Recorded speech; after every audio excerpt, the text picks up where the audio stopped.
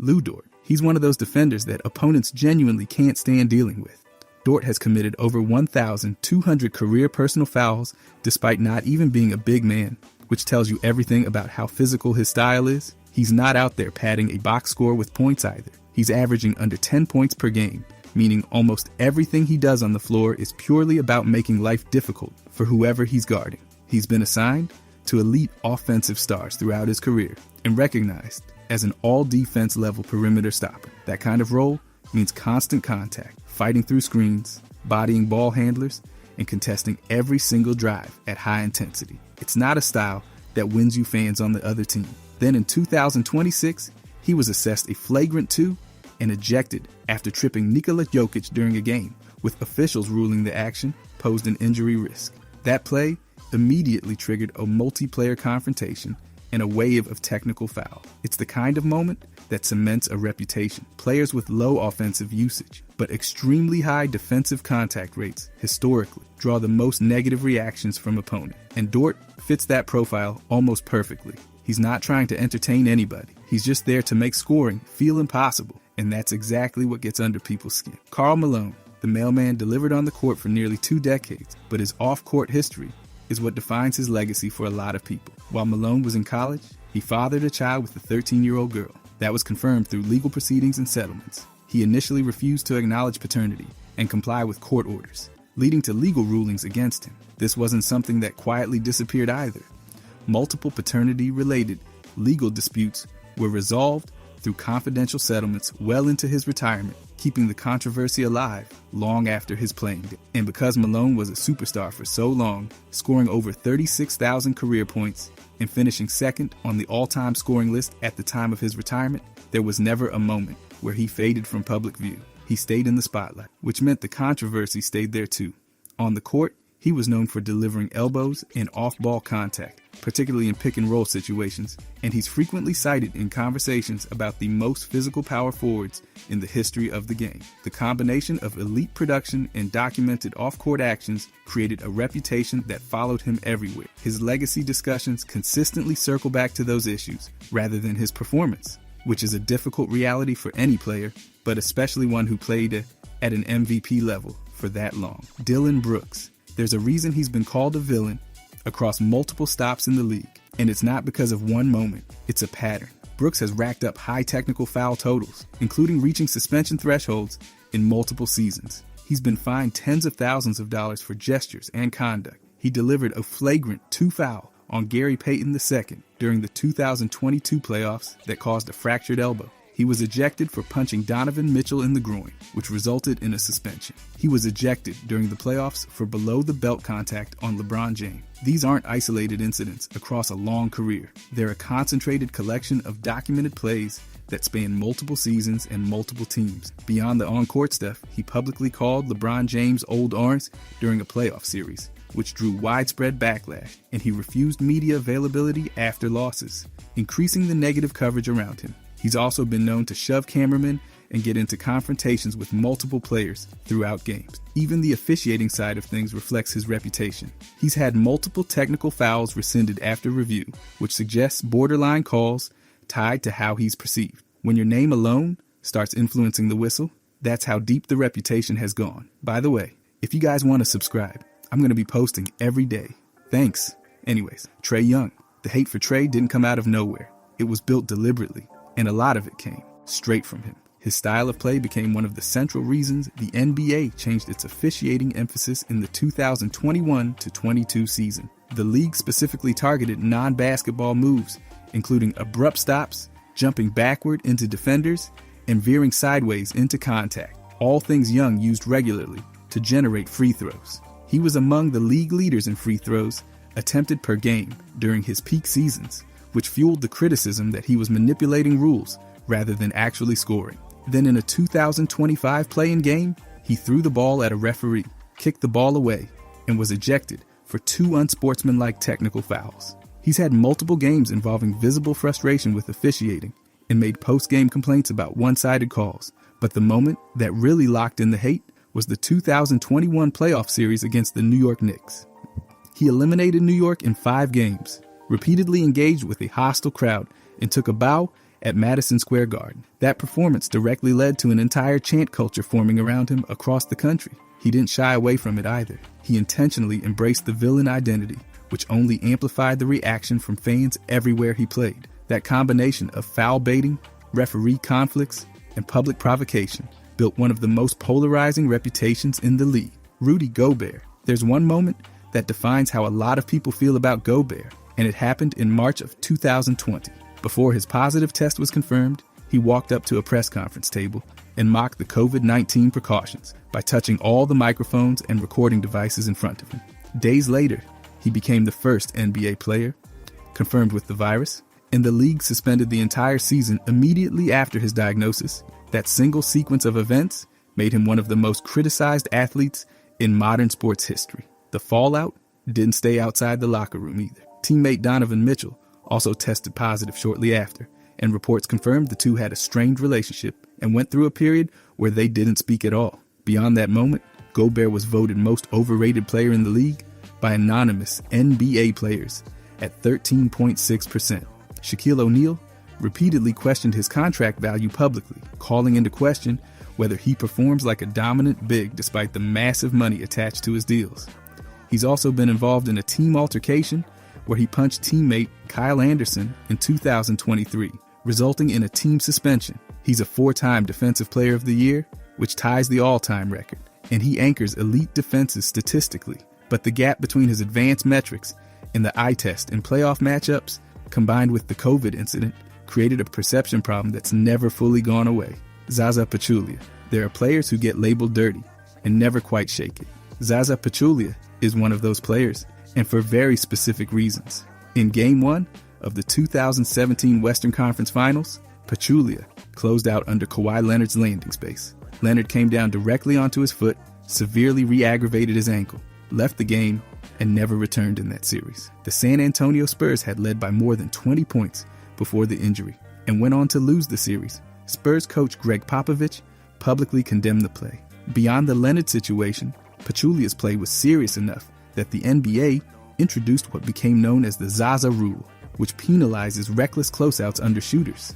Officials confirmed his play on Leonard would have been ruled flagrant under the new rules. That's one of the rare cases in league history where a single player's action led to a named rule change. The Leonard incident wasn't the only moment either. He was involved in a headbutt against Kevin Garnett during the 2008 playoffs. He fell onto Russell Westbrook's leg in 2018 in another controversial play that Westbrook and others called intentional, though the NBA declined to discipline him. Paul George and Kyrie Irving were among the star players who publicly criticized him. He went from being labeled a physical player to being labeled a dangerous one, and that distinction stuck for the rest of his career. Draymond Green. When you talk about league discipline in the modern era, Draymond Green's name sits at the very top of that conversation. He's been suspended at least 6 times throughout his career and has accumulated over 200 fines and penalties, the majority tied to technical fouls and conduct violations. He's recorded over 20 career ejections, which placed him second in NBA history as of 2024. The incidents aren't minor either. He placed Rudy Gobert in a chokehold during a game, which resulted in a 5-game suspension. He struck Yusuf Nurkic in the face and received an indefinite suspension. He stomped on Domantas Sabonis during the playoffs, triggering both an ejection and a suspension. In 2016, he was suspended for Game 5 of the NBA Finals after reaching the technical foul limit, directly affecting the outcome of a championship series. The league has repeatedly cited his history of unsportsmanlike acts in official suspension statement, and the indefinite suspension specifically referenced his pattern of repeat behavior. It didn't stop at opponents either. He struck teammate Jordan Poole during a practice altercation that was confirmed by video. He was arrested for assault in 2016 after a confrontation in Michigan. The league's punishment severity for Green has increased over time, specifically because of his repeat offender status. There isn't a player in the modern era with a disciplinary record that comes close to matching what's documented against him. Bill Laimbeer. The Detroit Pistons of the late 1980s weren't just a physical team. They were built around a specific identity, and Bill Laimbeer was at the center of it. He was the starting center on the Bad Boys Pistons teams and one of the most consistent instigators of physical play in that era. He was known for delivering hard fouls on airborne players, undercutting opponents in the air, and initiating contact during rebounds and screens. These weren't occasional incidents. They were his approach every night. He was regularly fined and penalized for flagrant fouls and unsportsmanlike conduct, and he frequently ranked among league leaders in technical fouls during his peak seasons. Opposing players publicly labeled him one of the dirtiest players of his era. The Pistons versus Celtics matchups of that period became notorious for bench-clearing incidents and repeated confrontations. And Laimbeer was directly involved in conflicts with players like Larry Bird and Kevin McHale on a consistent basis. The style wasn't just individual, it was institutional. The Pistons built their identity around extreme physical defense and intimidation, and Laimbeer served as one of the primary enforcers of that system. The league eventually responded by expanding flagrant foul enforcement and emphasizing greater protection for airborne players. His style of play is directly cited in discussions about how the NBAO transitioned away from that level of physicality. That's the kind of impact that only comes from being consistently at the edge of what the league would allow. Chris Paul, he's one of the most skilled point guards in NBA history,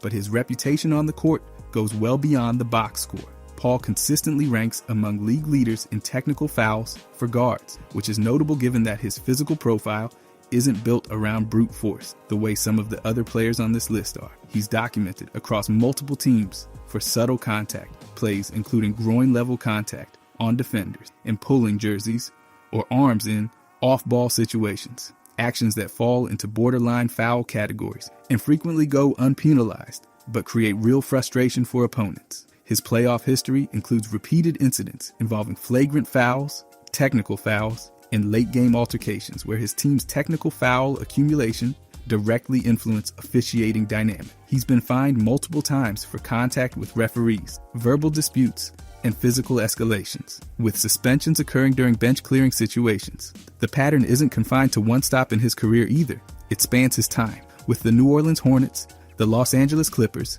the Houston Rockets, and the Phoenix Suns. Consistency across that many franchises isn't coincidence, it's a reputation. As the primary ball handler and floor general, Paul controls the pace of games and engages referees on nearly every possession. That constant visible disagreement with officials creates a friction that accumulates over time. Combine that with one of the most statistically efficient point guard resumes in league history, and you get a player who's simultaneously respected and genuinely disliked across the entire league. Grayson Allen. The reputation started in college and it never left. During his time at Duke, Allen committed multiple documented tripping incidents in a short period of time. He tripped Ray Spalding of Louisville, which was ruled a flagrant foul. Weeks later, he tripped a Florida State player in another separate incident. Then came the Elon game, where he kicked and tripped an opponent and was assessed a technical foul. 3 incidents in a concentrated span made it impossible to call any of them accidental. Media at the time labeled him the most polarizing player in college basketball. Duke responded by suspending him indefinitely, and he served at least a 1-game suspension. Coach Mike Krzyzewski stripped him of the team captaincy mid-season, which is an uncommon disciplinary step that signals a genuine internal concern beyond public optics. After returning from the suspension, he committed an additional tripping foul against North Carolina in 2017, meaning the behavior continued even after the consequences. His individual fouls became viral compilations that circulated repeatedly in sports media. Then, in the 2019 NBA Summer League, he committed 2 flagrant fouls in approximately 10 seconds and was ejected, confirming for many that the pattern was carrying directly into his professional career. Duke already carries one of the most disliked program identities in college basketball, and Allen became the face of that villain archetype. The combination of Duke's existing reputation and a repeated, documented history of dangerous plays created a perception that followed him from college through the pros. Kevin Durant. The decision happened in July of 2016, and it changed how a significant portion of the league viewed him permanently. Durant left Oklahoma City after losing a 3-1 series lead to Golden State in the Western Conference Finals, then signed with that same 73-9 Warriors team. The result was one of the most talent-heavy rosters ever assembled, and the perception that he had taken the easiest possible path to a championship spread quickly. That single free agency decision caused the largest shift in public perception of any modern superstar, according to coverage at the time. Then came the The burner account situation. Durant was caught using a secondary Twitter account to defend himself and criticize former teammates and his former organization. He later publicly admitted to using burner accounts. In 2026, additional allegations surfaced involving another account criticizing teammates. The content made him look emotionally reactive in a way that was uncommon for a player at his level. He also became known for directly responding to individual critics online rather than ignoring the noise, which only reinforced that perception. His career path from Oklahoma City to Golden State to Brooklyn to Phoenix to Houston, and his high-profile exits through trade requests added a layer of loyalty questions that followed each move. He's a two-time Finals MVP and one of the most efficient scorers in NBA history. The performance is undeniable, but the context surrounding the championships, the burner accounts, and the repeated team changes created one of the biggest gaps between individual dominance and public approval the league has ever seen. Patrick Beverley. He built an entire career on being the player nobody on the other team wants to deal with, and the incidents that followed reflect exactly that. Beverley is a three-time all-defense team selection, and his style involves constant ball pressure and physical defense that regularly gets labeled as dirty or overly aggressive. During the 2021 Western Conference Finals, he pushed Chris Paul from behind after a play and was suspended for the next game. In 2022, he shoved DeAndre Ayton from behind and received a 3-game suspension. Both incidents followed a similar pattern of retaliatory actions after plays ended. Then, in the 2024 playoffs against the Pacers, he threw a basketball into the stands twice and hit a spectator in the head. The NBA issued a 4-game suspension without pay. That moment elevated him from a player known for aggressive defense to a figure at the center of a league-wide controversy. Around the same time, he removed a reporter from an interview for not subscribing to his podcast, which became its own viral moment. He's also been fined previously for interactions with fans during games and is known for confrontational behavior in media settings that regularly turns into publicized incidents. In 2025, he was arrested on felony assault allegations involving a family member. A grand jury declined to indict him, but the incident significantly damaged how he was perceived publicly, despite no charges being filed. Joel Embiid. The numbers tell the story pretty clearly here. Embiid has committed over 1,400 career personal fouls, and he plays at one of the highest usage rates for centers in the league, which means the contact situations pile up fast. He's recorded 24 total flagrant fouls in under 500 career games, a rate that exceeds several players known specifically for physical play on a per-game basis. He draws roughly 6 fouls per game in recent seasons, placing him among the league leaders in that category, and the volume of free throws and stoppages that creates builds real frustration for opposing fans and players. The fines add up too. He was fined $50,000 in 2025 for a lewd gesture, and that same gesture had generated multiple prior fines, totaling over $180,000 combined. He was suspended 3 games without pay for shoving a media member in a locker room incident. He was involved in a physical altercation with a reporter after a game. He was fined for inappropriate language toward LeVar Ball on social media. The pattern is a combination of high foul volume,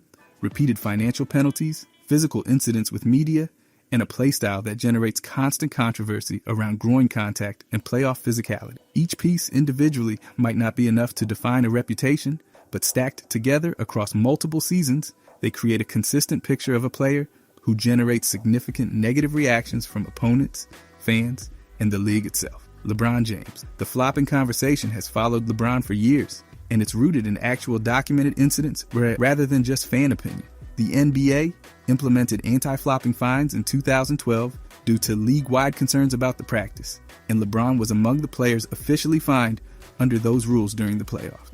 He's been publicly accused of flopping by coaches and opponents across playoff series, and he stated on record that gaining an advantage any way you can is part of the game. That quote became a reference point in a lot of those discussions. His physical profile, 6'9" and over 250 pounds, combined with his ball-dominant role, creates constant contact situations where officiating decisions get disputed loudly from both sides. He's received technical fouls in high-profile playoff moments, and there are repeated documented instances of coaches publicly complaining about how plays involving him are being called. The visibility issue amplifies everything. He's played at MVP level for over 2 decades, which means every single controversial play reaches a massive audience and gets replayed and analyzed repeatedly. He's appeared in over 1,400 regular season games and over 280 playoff games. And that level of sustained presence means the scrutiny never drops. Every officiating debate, every flopping accusation,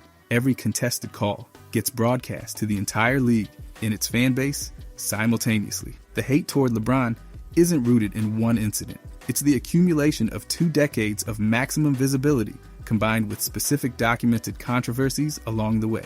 Reggie Miller. If you grew up watching basketball in the 1990s, you know exactly what kind of player Reggie Miller was. And so did every defender who had to guard him. He's one of the most documented trash talkers in NBA history, known for constant verbal exchanges with players and fans throughout playoff games. His courtside rivalry with Spike Lee during Knicks series became one of the most recognizable recurring storylines of that era, playing out on nationally televised playoff stages. In the 1994 playoffs, he performed the choke gesture toward Knicks fans, and that moment is still referenced decades later as one of the defining images of that rivalry. His actual play style was built around drawing fouls off screens, selling contact on jump shots, and psychologically disrupting defenders, which earned him the label of an early foul baiting perimeter player. Opponents repeatedly accused him of exaggerating contact, and he was called a flopper during his era, but the performance backed everything up in the most painful way possible for certain fan bases. He scored 25 fourth-quarter points in a single playoff game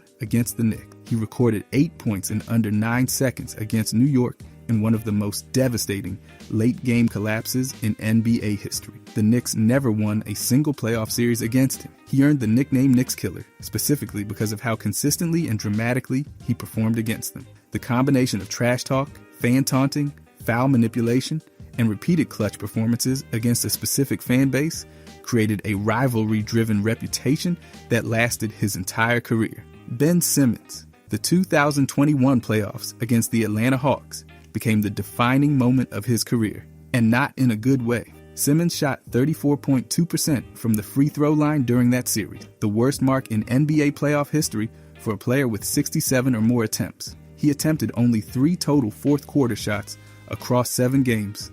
In Game 7, he passed up an open opportunity near the basket late in the fourth quarter, and that decision became the most replayed and criticized moment of the entire postseason. Coach Doc Rivers publicly questioned post-game whether Simmons could be a championship point guard. Joel Embiid referenced that specific play as the turning point. After the series, Simmons requested a trade from Philadelphia, refused to attend training camp, refused to participate in team activities, and was fined repeatedly throughout the holdout. He eventually became the most fined player in NBA history, surpassing $10 million in penalties. He filed a grievance attempting to recover nearly $20 million in withheld salary. When he finally arrived in Brooklyn, he played 90 games over 3 seasons, while earning approximately $124 million.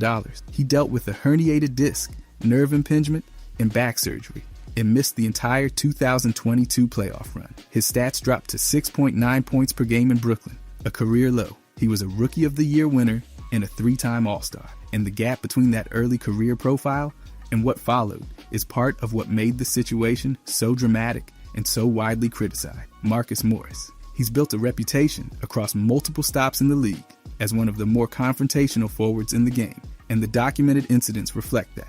In 2021, he hit Nikola Jokic with a hard foul from behind, which triggered a major retaliatory altercation and resulted in Morris being fined $50,000 by the NBA. The incident reinforced an enforcer-type perception that had been building throughout his career. Going back to the 2015-16 season with the Phoenix Suns, he publicly demanded a trade, was fined $10,000 for conduct detrimental to the team, and then threw a towel toward head coach Jeff Hornacek, resulting in a 2-game suspension from the team. He was one of the most criticized players on that Suns roster during that period. He's accumulated frequent technical fouls throughout his career and has been involved in multiple confrontations with opposing players across different teams. In 2015, he and his brother Markieff Morris were charged in an aggravated assault case involving an alleged attack on a man in Phoenix. Both were declared not guilty at trial, but the case impacted how he was perceived around the league. Even after the verdict, his role across teams has consistently been as a defensive forward and physical presence. But the trash talk, the hard fouls, and the pattern of escalation in contentious situations have kept him in controversial territory. The combination of on-court incidents, team conflicts, and legal involvement created a reputation as an agitator that's followed him throughout his career. Miles Bridges. The situation surrounding Miles Bridges goes well beyond anything that happens on a basketball court. In June of 2022, he was arrested for felony domestic violence. The allegations included assault in front of children, and the reported injuries included a concussion, a fractured nose, a rib contusion, and strangulation. He pled no contest to the felony charge and was sentenced to 3 years probation. Then in October of 2023, he was accused of violating a protection order, with the allegation being that he threw billiard balls at a car that had children inside at the time. He turned himself in and was released on bond. The NBA investigated and issued a 30-game suspension without pay, one of the longest suspensions for off-court conduct in recent league history. Before any of that, in a 2022 play-in loss against the Hawks, he threw his mouthpiece into the stands and hit a 16-year-old fan in the crowd, resulting in a $50,000 fine. When he returned to the NBA after the suspension and continued playing under a signed contract, the public reaction was significant, with backlash directed at both the league and the organizations involved in the decision to bring him back. The off-court legal history defines how he's viewed across the entire league, and the combination of the felony conviction, the probation violation allegation, and the suspension makes his situation one of the most serious on this entire list. Kyle Kuzma. A lot of the criticism directed at Kyle Kuzma comes from the environment he played in more than any single major incident. He spent his early career with the Los Angeles Lakers during a period of constant media attention and championship expectations. And as a high-usage young player on a contending roster, every inconsistent stretch was amplified by that market. He averaged 16 points per game as a rookie, and then saw his scoring fluctuate in later seasons despite similar minutes, with shooting efficiency varying significantly year to year. The role shift was part of it too. He transitioned from a primary scorer to a third option on the 2020 championship team, and the drop in counting stats that came with that change led to heavy public scrutiny relative to earlier expectations. Off the court, he was involved in multiple social media disputes with NBA players and analysts, which increased the visibility of any controversy around him. He indirectly criticized teammates and organizations through tweets and interviews, generating public backlash in a market that already had every move heavily covered. His pre-game outfits and fashion choices regularly became viral discussion topics that often overshadowed his actual performance. The criticism cycle around Kuzma has always been driven more by Lakers' exposure and public persona than by any one documented incident. The gap between expectations built in Los Angeles and the production that followed created a persistent narrative that followed him even after he left the franchise. Rick Mahorn, the Detroit Pistons, bad boys teams of the late 1980s, didn't earn that nickname by accident. Rick Mahorn was the starting power forward on those championship rosters, and the team's strategy was explicitly built around physical intimidation and hard fouls. Mahorn consistently ranked among league leaders in personal fouls and physical defensive plays. He was regularly engaged in on-court fights and bench-clearing confrontations, and both teammates and opponents acknowledged his role as the primary enforcer of the group. He accumulated numerous technical fouls, ejections, and fines tied to physical play throughout his career, and his style frequently exceeded whatever the league was trying to enforce at the time.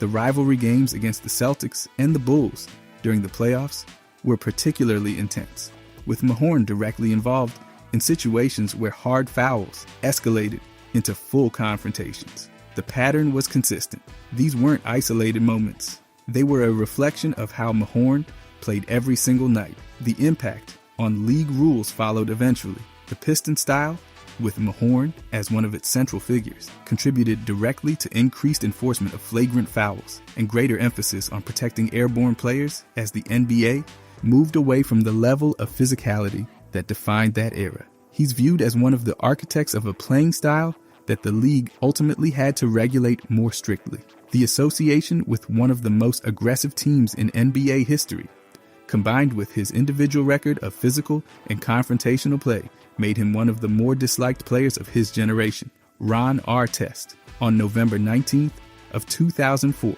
the NBA experienced the most serious player-fan altercation in its history. Ron Artest was a central figure in what became known as the malice at the palace. A hard foul triggered an on-court fight, and when a drink was thrown from the stands, Artest charged directly into the crowd and confronted fans. Multiple players and multiple fans became involved in physical altercations before the situation was controlled. The consequences were severe.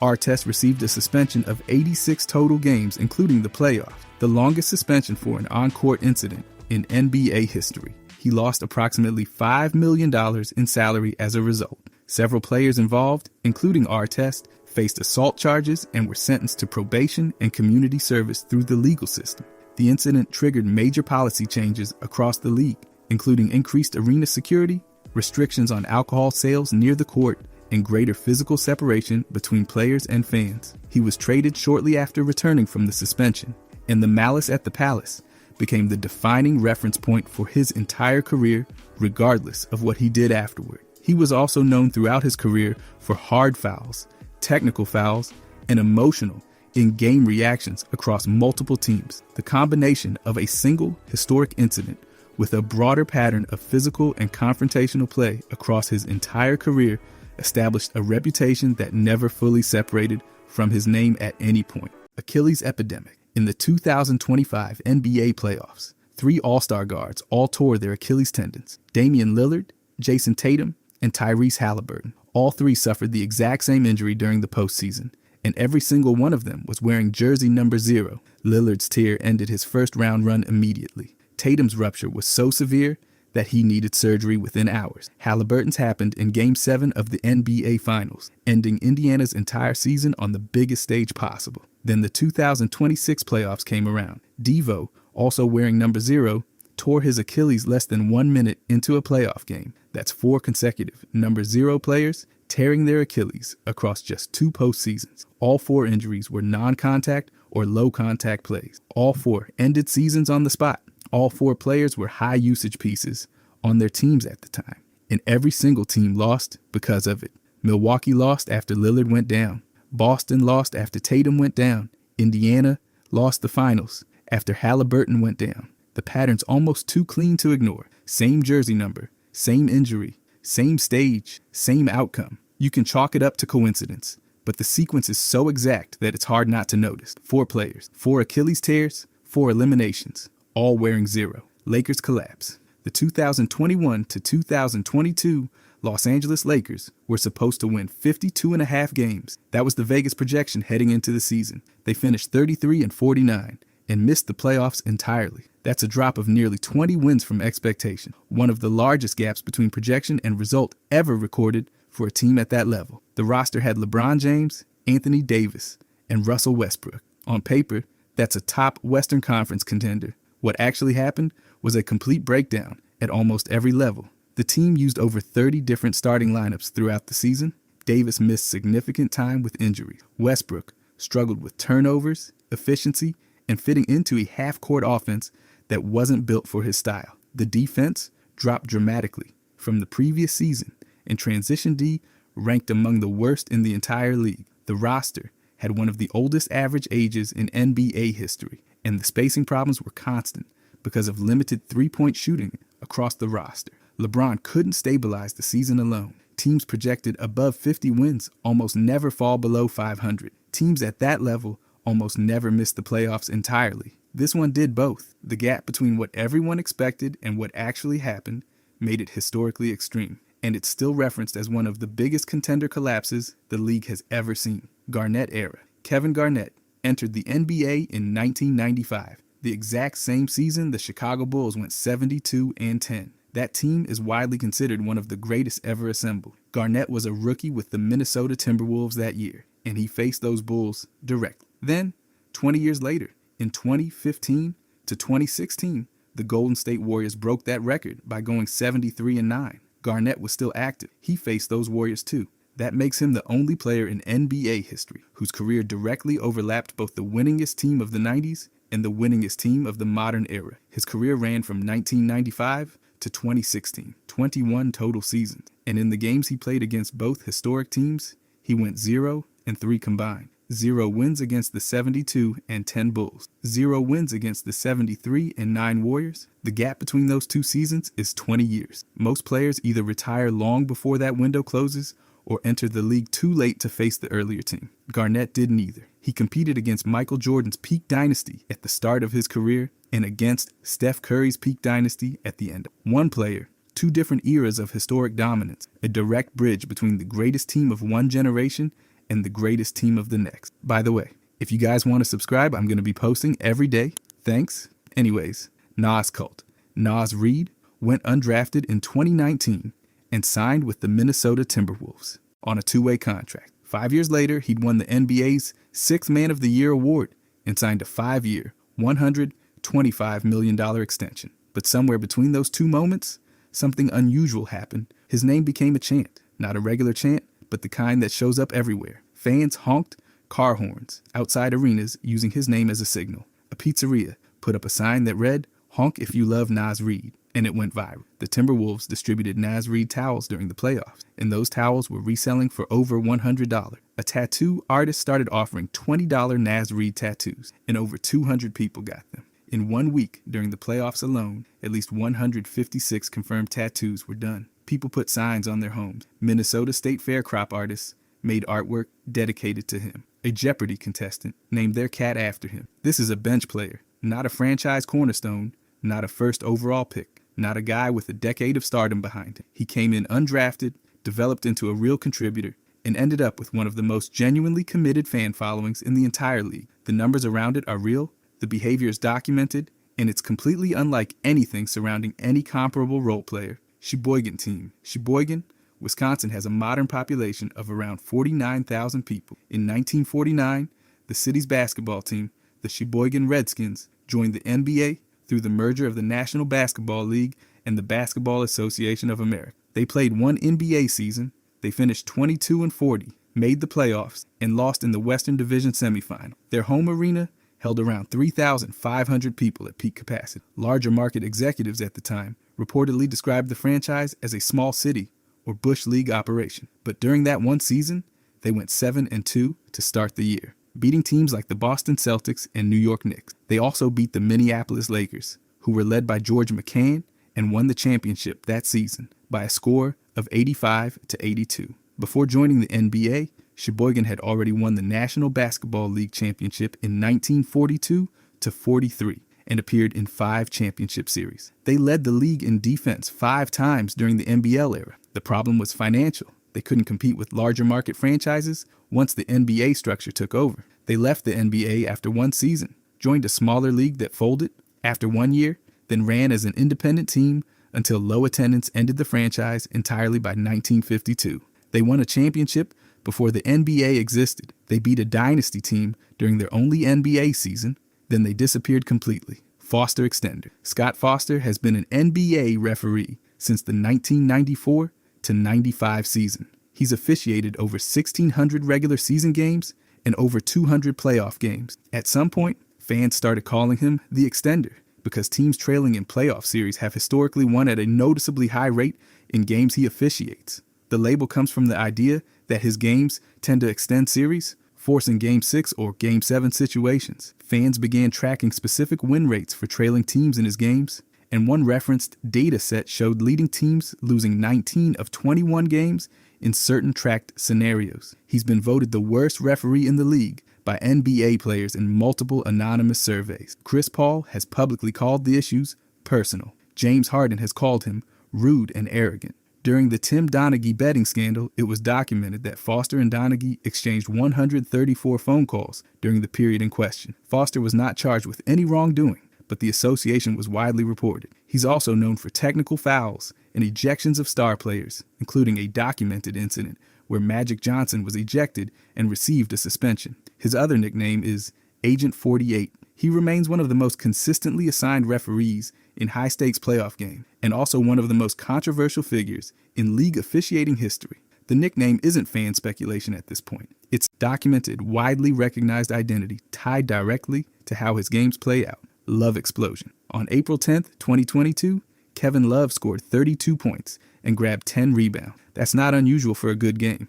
The unusual part is that he did it in 14 minutes and 44 seconds of playing time. That calculates to over 2 points per minute, a per 36-minute pace of over 75 points, and a per 48-minute pace of over 100. He shot 10 of 16 from the field, hit 8 three-pointers, and grabbed all 10 rebounds in that same window. It's the highest point total ever recorded in 15 minutes or less in the modern era, and the first 30-point 10-rebound game under 15 minutes on record. The previous benchmark was Earl Monroe's 25 points in 15 minutes. Cleveland won the game 133-115 over Milwaukee, and Milwaukee did rest key starters that night. But Love still led all scorers. Every other player in the game had more time on the floor. Most high-scoring performances in NBA history require 40-plus minutes, high usage across the full game, and sustained shot volume throughout. This one happened in roughly 1/4 of playtime off the bench against a resting opponent's rotation. The efficiency numbers are what make it historically extreme. The output wasn't unusual. The time it took to produce that output is what no one had done before or has matched since. Dirk Gauntlet. In the 2011 NBA playoffs, Dirk Nowitzki and the Dallas Mavericks faced 3 separate teams, each led by a different superstar. In the second round, they faced the Los Angeles Lakers, who were defending champions led by Kobe Bryant. Dallas swept them 4-0. That series also happened to be Phil Jackson's final game as a coach, and Dallas set a playoff record with 20 made three-pointers in one game. In the Western Conference Finals, they faced the Oklahoma City Thunder, led by Kevin Durant. Dallas won 4-1. Then in the NBA Finals, they faced the Miami Heat's newly formed super team, led by LeBron James. Dallas won 4-2. One playoff run, 3 different tiers of competition, a defending champion dynasty, a future dynasty core, a brand new super team. Kobe Bryant eliminated, Kevin Durant eliminated, LeBron James eliminated. The full roster of opponents also included Russell Westbrook, D. Wade, and Chris Bosh. Dallas's overall record that postseason was 16-5. What makes it unique isn't just winning the championship. It's the specific structure of the opposition. Each round presented a different kind of star, a different team identity, a different era of dominance, and Dirk went through all 3 of them consecutively. There's no other championship run in NBA history with a comparable elimination ladder across 3 separate MVP-level players on 3 separate teams, all in the same year. LeBron Call. On January 22, 2006, Kobe Bryant scored 81 points against the Toronto Raptors. 55 of those points came in the second half alone. It's the second highest scoring game in NBA history. The story that circulates around that game involves LeBron James. Before the 81-point game happened, LeBron had reportedly said he expected Kobe to reach around 80 points in a game at some point. The claim is built around what Kobe was doing that season. He was averaging 35.4 points per game. He'd already put up a 62-point game in just 3 quarters earlier that year. He had multiple 50-point games on record. His usage rate was extreme, and the entire Lakers offense was centered around him as the primary option. So the argument is that the context was already there. The scoring pace, the usage, the shot volume, all of it pointed toward a historic individual output at some point. LeBron's reported expectation landed before it happened. Then Kobe went out and produced the second highest scoring game ever. The sequence is what makes the story stick. Elite scorer having a historically dominant season, someone saying he could reach extreme totals, and then he goes and does exactly that in one game. Whether the timeline of the prediction is exact or approximate, Kobe's output that night wasn't out of nowhere. The statistical foundation for it had been building all season. Shaq discovery. Shaquille O'Neal was born on March 6, 1972. His stepfather was in the United States Army, which is why Shaq spent part of his teenage years living overseas on military bases. When Shaq was 13 years old, Dale Brown, the head coach of Louisiana State University, was visiting a United States Army base in West Germany to recruit players. At that base, he saw Shaq playing basketball. Shaq was already physically dominant, already extremely tall for his age, and Brown identified him immediately as a future elite center prospect. Brown actively recruited internationally and visited military bases as part of his process, which is why the encounter happened at all. Shaq eventually attended Robert G. Cole High School in San Antonio, Texas, became a McDonald's All-American and Parade All-American, and chose Louisiana State largely because of the long-term recruitment relationship Brown had built starting at that base in Germany. At Louisiana State, Shaq averaged 21.6 points, 13.5 rebounds, and 4.6 blocks per game across his career. He won the Southeastern Conference Player of the Year award in 1991. won the Adolph Rupp Trophy the same year, and led the NCAA in blocks in 1992. He was selected first overall in the 1992 NBA draft. The entire pipeline, from undiscovered teenager to number one pick, started with a college coach visiting a military base overseas and finding a 13-year-old who was already built differently than anyone around him. Dawkins fouls. Darryl Dawkins holds the NBA single-season foul record with 386 fouls in the 1983-84 season. He didn't just set the record. He'd already set it the year before with 379 fouls in 1982-83, then exceeded his own mark the following season. 386 fouls across 82 games is 4.7 fouls per game, every game, for an entire season. The NBA disqualification limit is 6 fouls.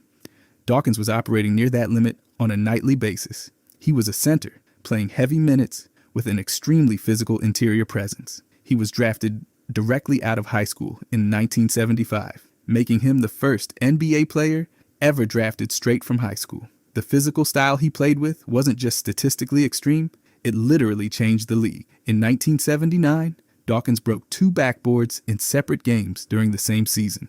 The NBA responded by creating breakaway rims directly because of him.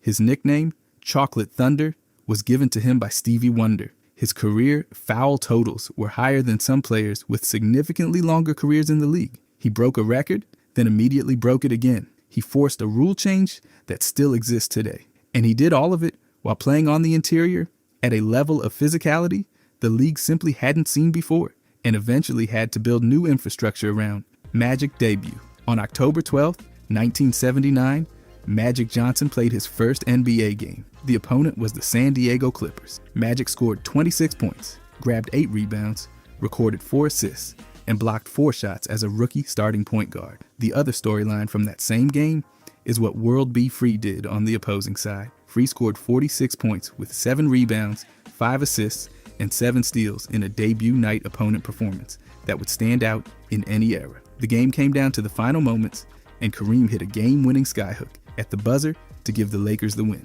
3 extreme events in one game: a rookie point guard producing a standout debut stat line, an opposing player going off for 46 points with 7 steals, a buzzer-beating skyhook from the most dominant center of that era to end it. Magic was the first overall pick in 1979, and the reaction after the win became part of the story too. He ran around the court celebrating so intensely that teammates reportedly responded with visible concern about his energy level. This was the first night of what became known as the Showtime Lakers era. Kareem already there, Magic arriving, an opponent exploding for 46, a buzzer beater to close it. For one single debut game, to contain that many rare events happening at the same time is the kind of thing that shouldn't statistically happen in the first game of a career. Pop Mike. On November 22nd, 2023, the San Antonio Spurs hosted the Los Angeles Clippers. Kawhi Leonard was returning to San Antonio as an opposing player for the first time. The Spurs crowd started booing him during his free throws. That's where it stopped being a normal situation. With about 3 minutes left in the first half, Greg Popovich walked to the scorer's table, took the arena microphone, and interrupted the game while Leonard was standing at the free throw line. He told the crowd to stop booing and said directly, "Have a little class? That's not who we are." The crowd's response was to boo louder immediately after. Post-game, Popovich said the booing became louder and uglier, and that he felt embarrassed for the organization.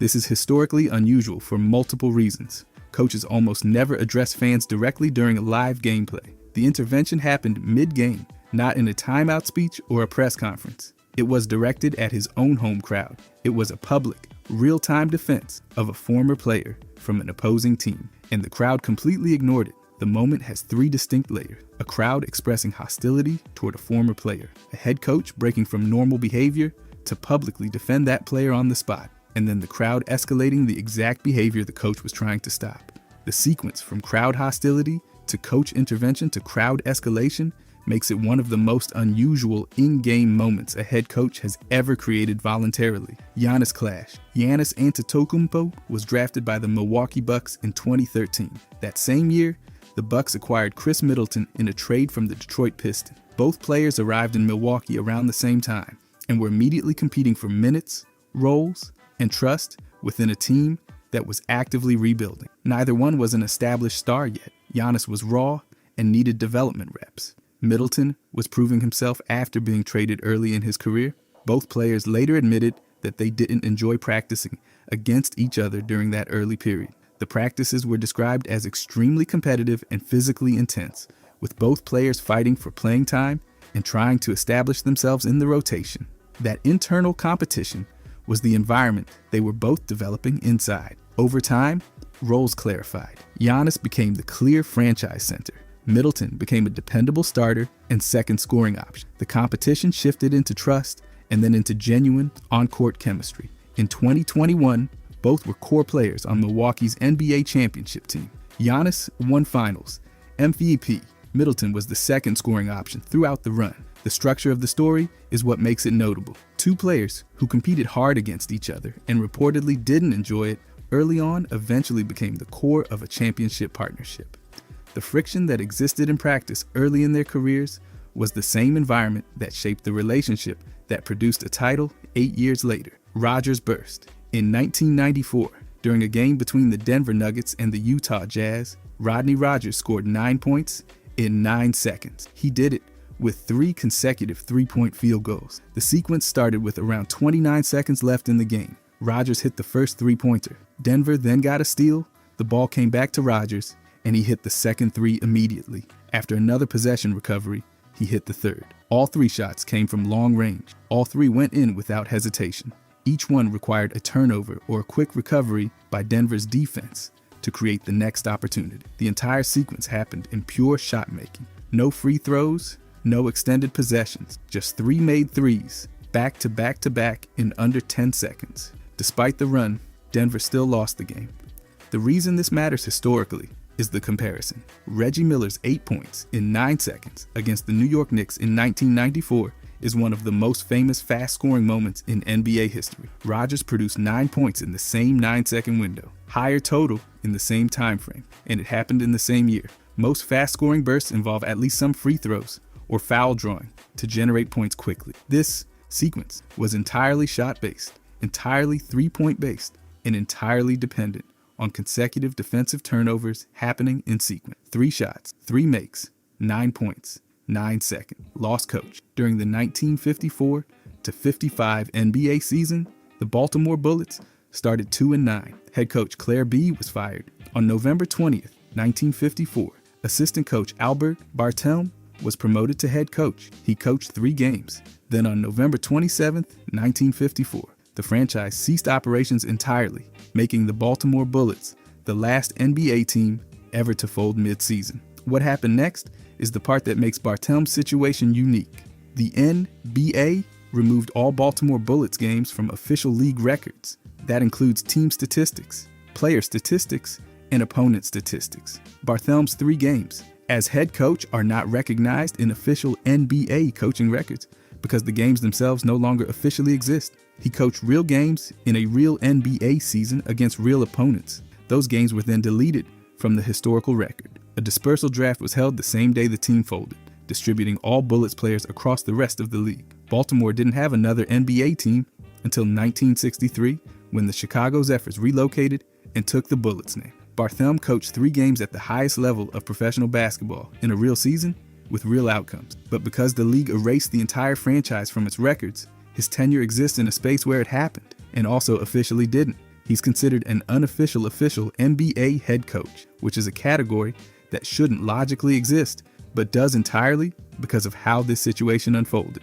Cavs blowout. On December 17th, 1991, the Cleveland Cavaliers defeated the Miami Heat 148-80. The margin of victory was 68 points. At the time, it was one of the largest margins of victory in NBA history. The unusual part isn't just the final score. It's that no Cleveland player scored 20 or more points. In a 148-point game, the leading scorers were Mark Price with 18 points and John Battle, also with 18 points. 8 Cavaliers players scored 10 or more points. The scoring was distributed so evenly across starters and bench that no single player crossed 20. Most blowouts of that scale produce at least one high individual score. A team putting up 148 points typically does it because someone is going off. This game produced the extreme margin through collective output, not a single dominant performer. The halftime score already showed Cleveland well ahead. In the second half, the Cavaliers outscored Miami 75-27. The fourth quarter alone was 42-13. The Heat were going through their early expansion years and had one of the worst rosters in the league at the time, but the margin was still historically extreme. The statistical rarity is in the combination, one of the biggest blowouts ever recorded. No individual player breaking 20 points, 8 players reaching double figures instead. Maximum team-wide scoring efficiency, producing a historic margin without a single player needing to carry it. Sacre rule. On February 5th, 2014, the Los Angeles Lakers were playing the Cleveland Cavaliers. The Lakers were severely shorthanded due to injuries and had only 5 eligible players available. Late in the game, center Robert Sacre committed his 6th personal foul. In a standard situation, a 6th foul results in disqualification, and the player is removed from the game. But a specific NBA rule exists for exactly this scenario. If a team only has 5 eligible players remaining on the court, they cannot be reduced below 5.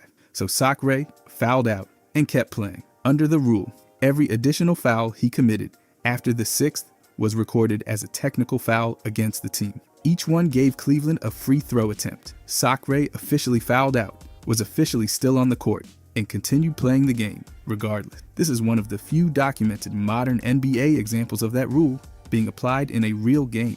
The rule exists specifically to prevent a team from being forced to play with fewer than 5 players, which would make the game structurally unplayable. It almost never gets triggered because teams almost always have substitutions available. The combination of injuries that left the Lakers with exactly 5 players created the precise conditions needed for the rule to matter. Sacre fouled out, and the only consequence was a free throw given to the opponent every time he fouled again. He stayed. The game continued. The rulebook had an answer for the situation, and it was one almost nobody had ever seen used before. Second MVPs. In 1964, Willis Reed was drafted in the second round with the 8th pick by the New York Knicks. In 1970, he won the NBA Most Valuable Player award. That same year, he also won the Finals MVP and the All-Star Game MVP, making it one of the most decorated individual seasons in league history. For decades after that, he remained the only second-round pick ever to win the NBA MVP award. Then in 2014,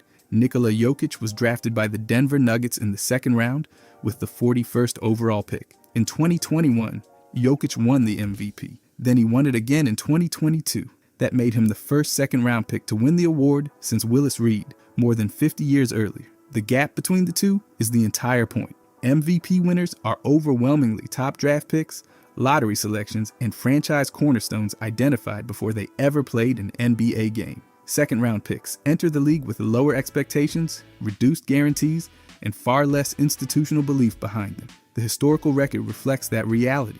Only 2 players ever, from the entire history of the award, won it as second-round selections. Reed in 1970, Jokic in 2021 and 2022. One picked 8th in the second round, one picked 41st. More than 50 years between them. Every other MVP in the history of the league was a first-round pick. Roten start. On November 13th, 2013, Tony Roten started an NBA game for the first time in his career. The Philadelphia 76ers were playing the Houston Rockets. Roten finished with 18 points, 10 rebounds, and 11 assists. That stat line is a triple-double. It came in his first career start.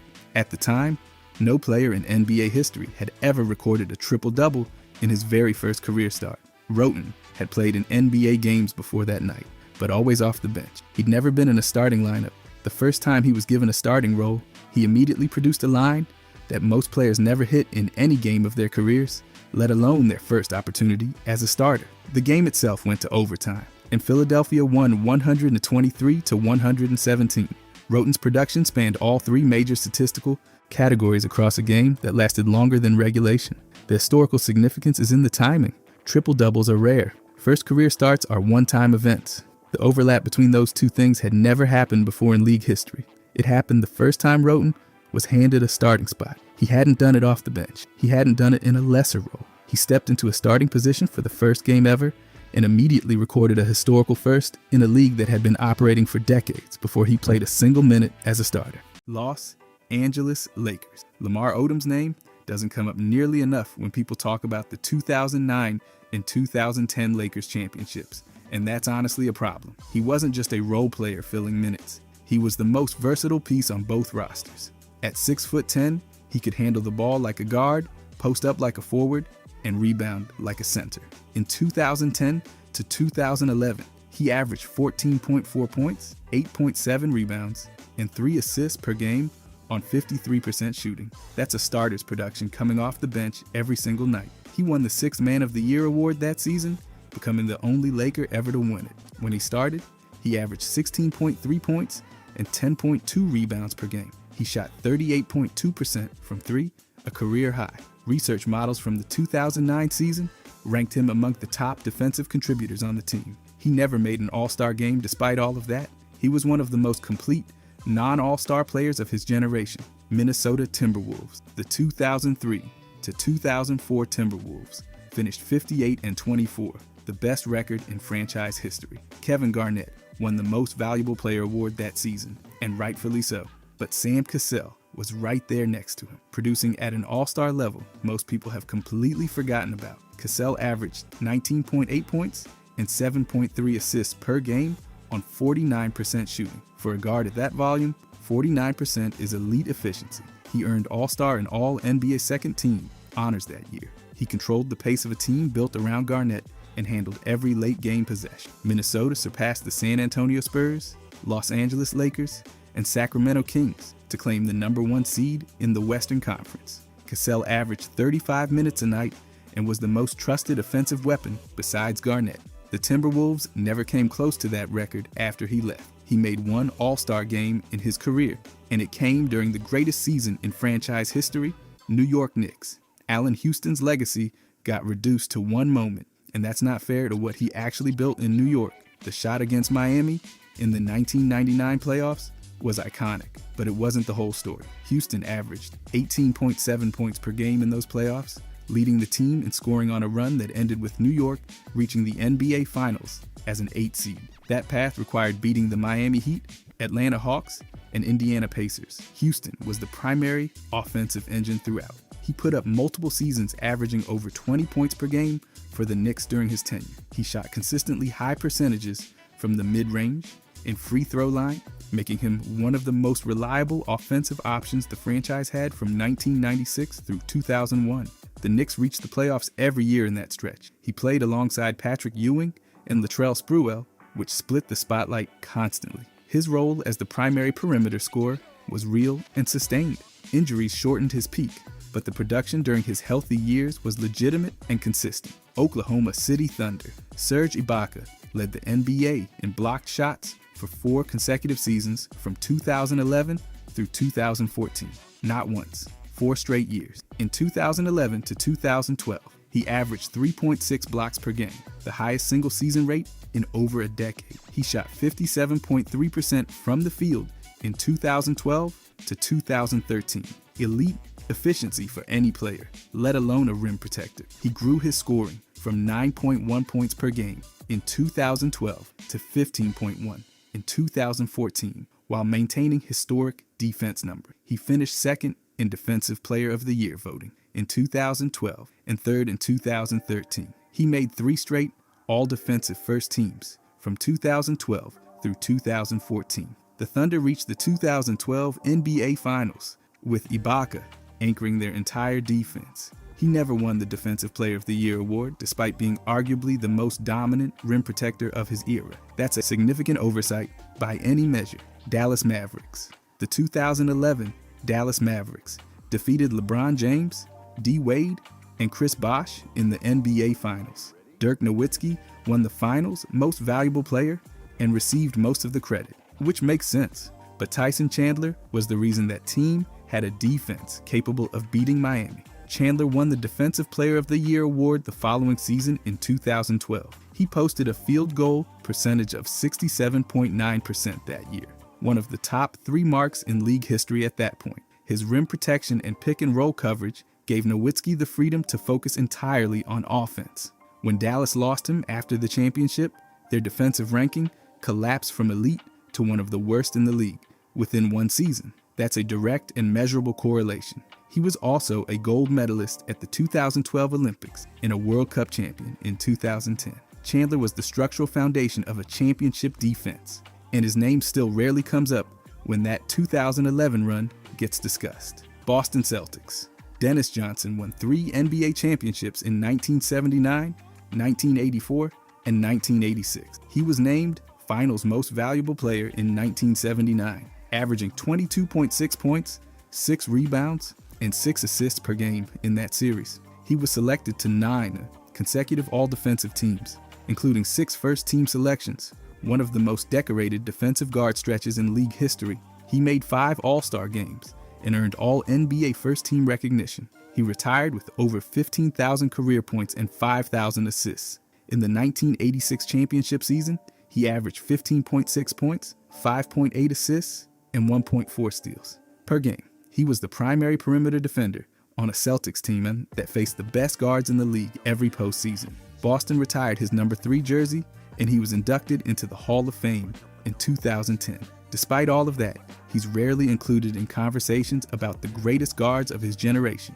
That combination of championships, Finals Most Valuable Player, and 9 all-defensive selections makes him historically undervalued. Memphis Grizzlies. Tony Allen averaged 1.79 steals per game in 2010 to 2011, one of the highest rates in the entire league. His 4.14 steals per 48 minutes that season was the highest rate recorded since 1994. He earned All-Defensive Second Team in 2011 and All-Defensive First Team in both 2012 and 2013. In 2012, general managers across the league voted him the best perimeter defender in the NBA. He finished top 6 in Defensive Player of the Year, voting in 2012 and top 5 in 2013. The Grizzlies reached the Western Conference Finals for the first time in franchise history in 2013, and Allen averaged 2.0 steals per game in those playoffs. He shot over 49% from the field during his Memphis tenure despite a low usage role.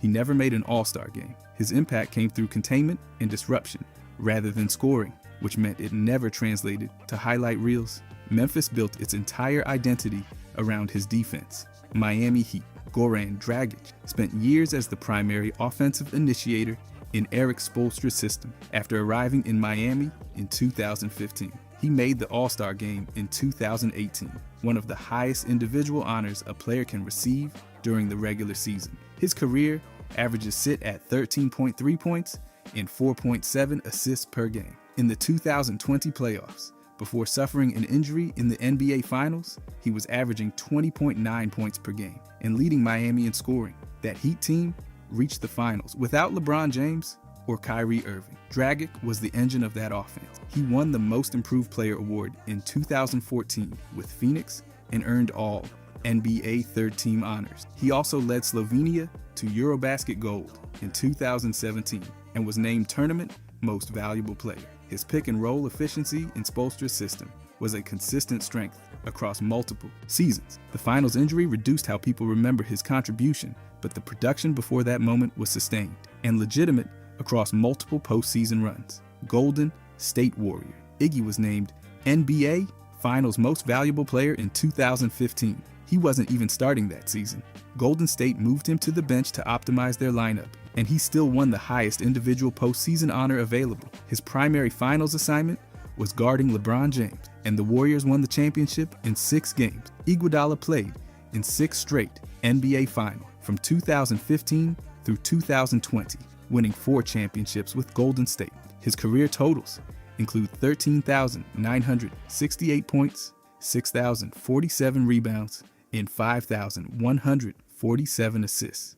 He averaged double-digit scoring earlier in his career before reducing his role to fit the system. He earned all-defensive first team and second team honors and was one of the best transition passers on a dynasty that changed how the league played offense. His per-minute production was significantly higher than his counting stats reflected.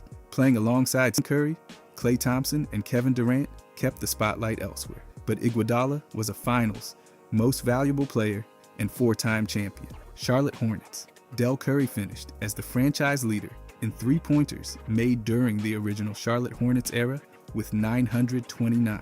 He also finished as the franchise leader in total points at 9,839. He won the 6th Man of the Year award in 1994 and averaged over 14 points per game Across 10 seasons in Charlotte, his three-point percentage during his Hornets tenure was 40.2%, and in 1998 to 99, he shot 47.6% from three, a career high. He shot over 40% from three in 6 separate seasons. He played 701 games for the franchise. Curry was doing what entire offenses are now built around: high volume, high efficiency, three-point shooting, off the bench, but he was doing it in the early 1990s before the analytics era recognized that value. He operated behind higher usage stars like Larry Johnson and Alonzo Mourning. His shooting volume and accuracy were ahead of their time. Franchise records, 6th Man of the Year, and a decade of sustained efficiency define his legacy. New Orleans Pelican. David West made the All-Star game in 2008 and 2009 while playing for New Orleans. In his 2008 All-Star season, he averaged 20.6 points and 8.9 rebounds per game on 48.2% shooting. The Hornets finished 56-26 that year, the best record in franchise history, and West was a core reason why. He averaged 21 points per game in the 2008 playoffs and put up 26 points per game against the San Antonio Spurs specifically. He formed a pick-and-roll partnership with Chris Paul that was one of the most effective two-man combinations in the Western Conference during that era. His career averages with New Orleans sat at 18.5 points and 7.7 rebounds per game. He averaged double-digit scoring in 7 consecutive seasons. The attention always went to Chris Paul, whose playmaking was at a most valuable player level, but West was the primary scoring option when Paul wasn't creating. The best season in franchise history happened because of both players, and that often gets forgotten.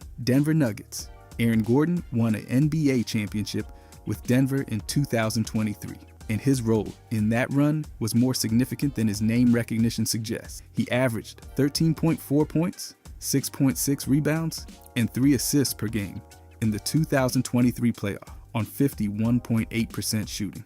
In Game 4 of the NBA Finals, he scored 27 points. His defensive assignments included elite wings like Jimmy Butler and LeBron James, meaning the coaching staff trusted him to guard the most dangerous players on opposing rosters. His role within Nikola Jokic's offense required elite off-ball cutting and movement that doesn't show up in highlights, but directly impacts scoring efficiency. He covered defensive positions 1 through 5 across that playoff run. His offensive numbers were compressed by Jokic's usage and Jamal Murray's creation role, but that compression was why the system worked. Gordon made the spacing and defense functional simultaneously. He's one of the most important role players on any championship team of the 2020s. Milwaukee Bucks. Sidney Moncrief won the Defensive Player of the Year award in 1983 and again in 1984. He was the first guard in NBA history to win that award.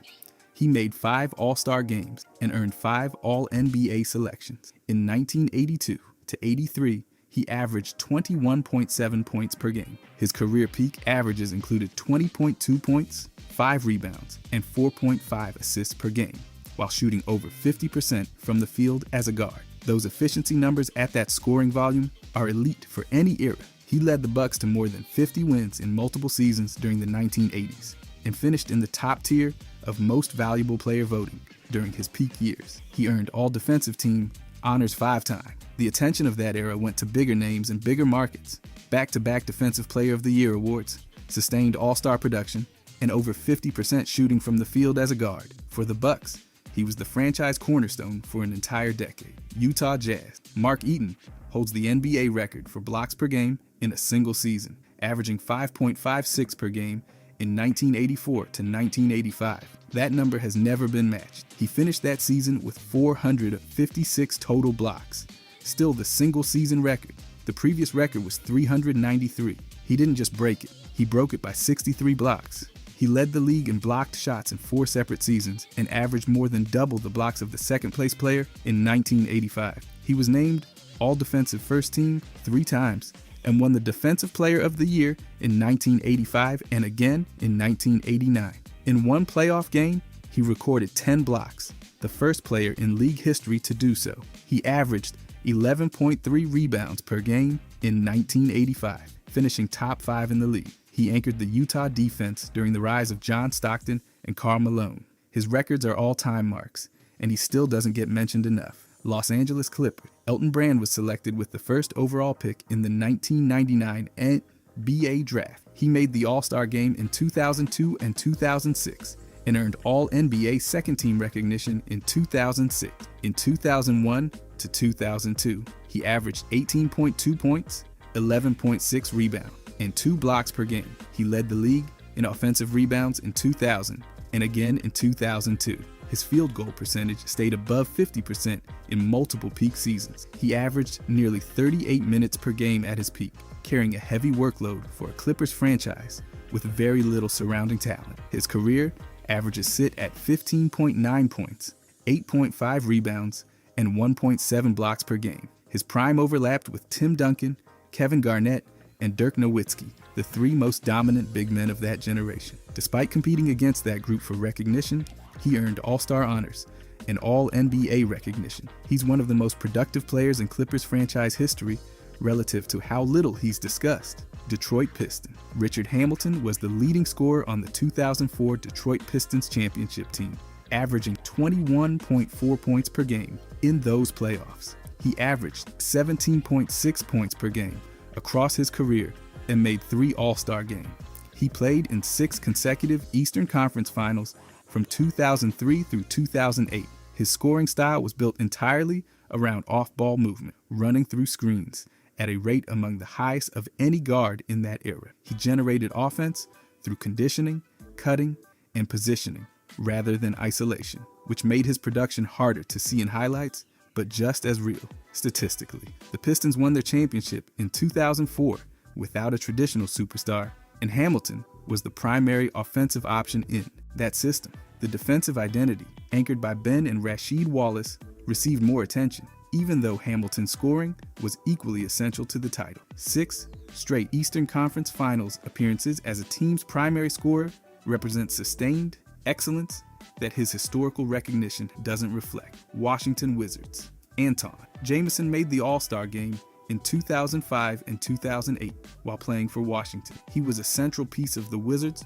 returning to playoff relevance after more than 2 decades without consistent postseason appearances. In 2004 to 2005, Washington finished 45 and 37, the franchise's best record in 26 years. Jamison had previously won the 6th Man of the Year award in 2004 before joining Washington. In a 2007 playoff series against the Cleveland Cavaliers, he averaged 32 points and 10 rebounds per game. He was a consistent 20-plus point scorer throughout his tenure, providing interior and mid-range production alongside Gilbert Arenas, who commanded most of the attention. Jamison could score inside, from the mid-range and in transition, while also providing forward rebound. He contributed to multiple playoff appearances from 2005 through 2008, 2 All-Star selections, a franchise best record season, and sustained scoring at the playoff level, while consistently living in Arenas' shadow, defines exactly why he's the most underrated Wizard in franchise history. Philadelphia 76ers. Drew Holiday made the All-Star game in 2013 at 22 years old while playing for Philadelphia.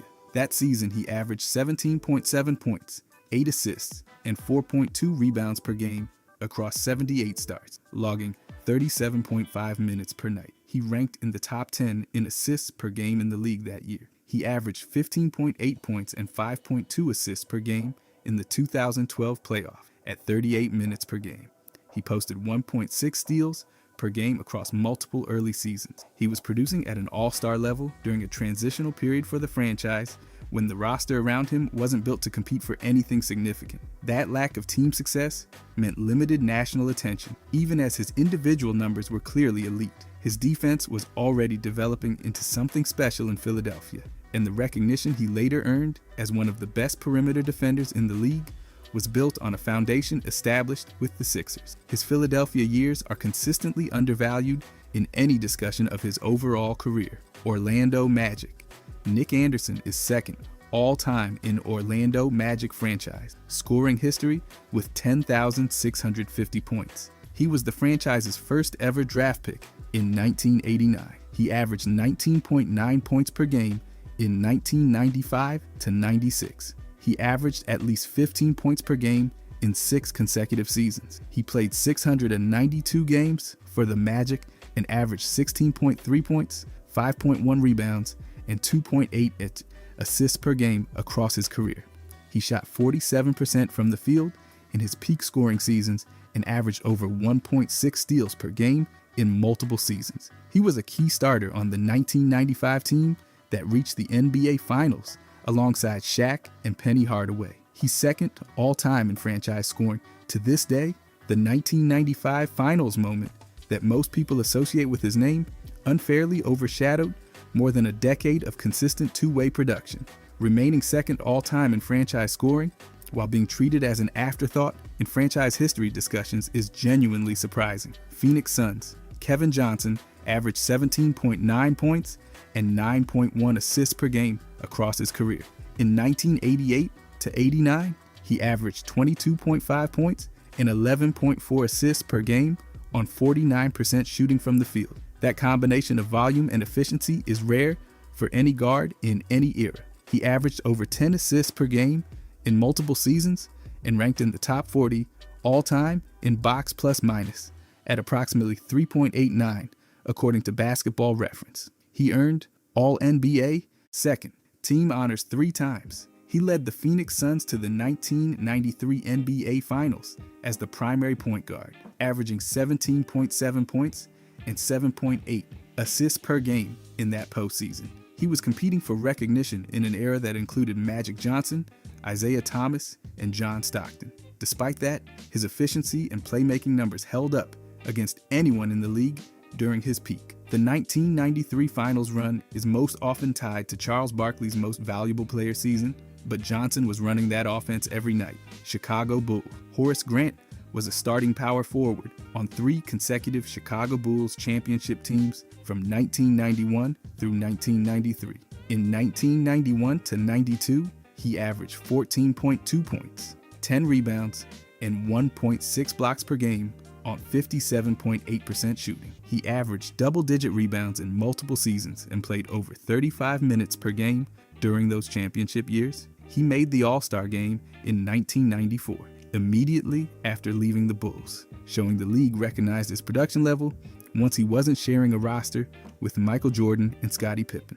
His career averages sit at 11.2 points, 8.1 rebounds, and 1 block per game. He was the elite defensive rebounder and helped defender the Bulls' perimeter heavy system required to function on both ends. His 57.8% shooting in 91 to 92 is elite for any power forward at that volume. Making an All-Star game the year after leaving Chicago, while having built the statistical foundation for it in Chicago, is the clearest example of a dynasty masking a player's true value. Toronto Raptor. Chris Bosh averaged 20.2 points and 9.4 rebounds per game across 7 seasons in Toronto from 2003 through 2010. In his final Raptors season, he averaged 24 points and 11 rebounds per game, career highs in both categories. He made 5 All-Star games as a member of Toronto, a remarkable individual achievement for a player on a franchise without a deep playoff tradition. He became the team's centerpiece almost immediately following the Vince Carter trade.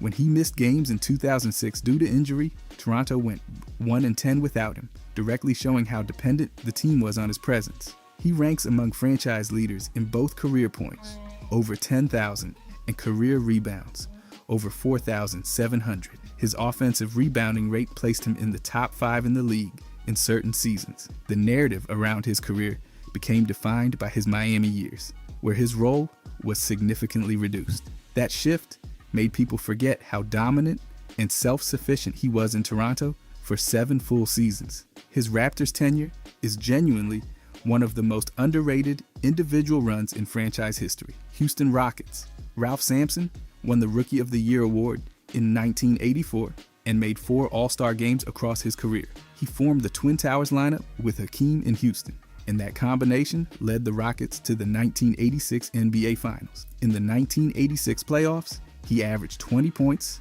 and 10.8 rebounds per game. In the 1985 playoffs, he averaged 21.2 points per game. He played over 37 minutes per game in peak playoff runs and shot close to 50% from the field in those stretches. At 7'4", he possessed ball handling and passing ability that had no comparison at that size in that era. He hit the series clinching shot in Game 5 of the 1986 Western Conference Finals against the Los Angeles Lakers, one of the most significant moments in franchise history. Injuries shortened his career, and the Rockets era eventually became defined by Hakeem's back-to-back championships, pushing the Twin Towers period into the background. But the 1986 finals run happened because of both players. Sampson's production before the injuries was legitimate at the highest level, San Antonio Spurs.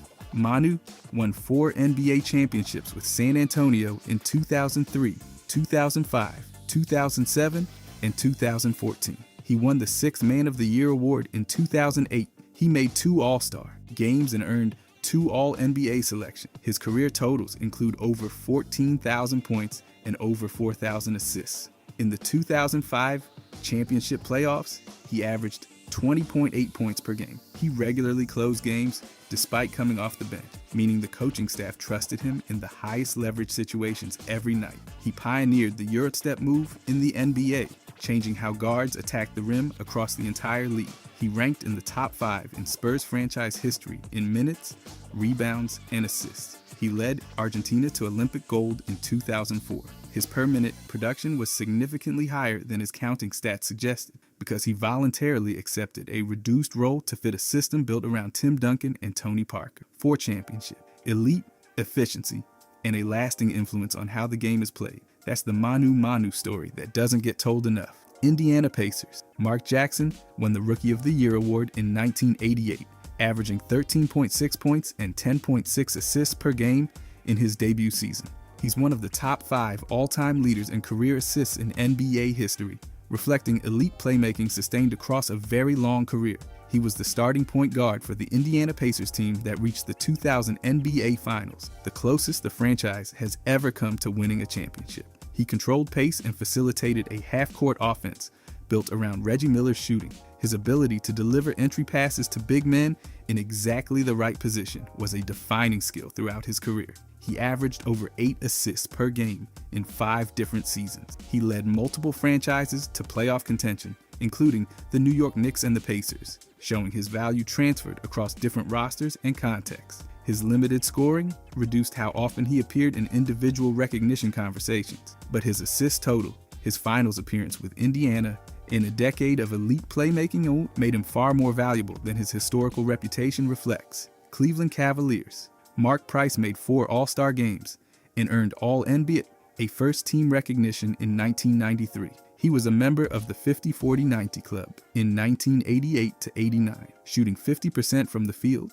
40% from 3, and 90% from the free throw line simultaneously across an entire season. His career three-point percentage sits at 40%, and his free throw percentage sits at 90.4% for his full career. He won the three-point contest at All-Star Weekend in both 1993 and 1994. He served as the Cavaliers' all-time assist leader until LeBron James surpassed him. He was one of the first guards in the league to pioneer the technique of splitting double teams in the pick and roll, an innovation that influenced how the position was played for years. He led Cleveland to consistent playoff appearances in the late 1980s and early 1990s. He played in a small market without national exposure, and his peak years overlapped with the Michael Jordan era, which compressed recognition for almost every Eastern Conference player. His efficiency, innovation, and 4 All-Star selections make him one of the most undervalued guards the league has produced. Atlanta Hawks.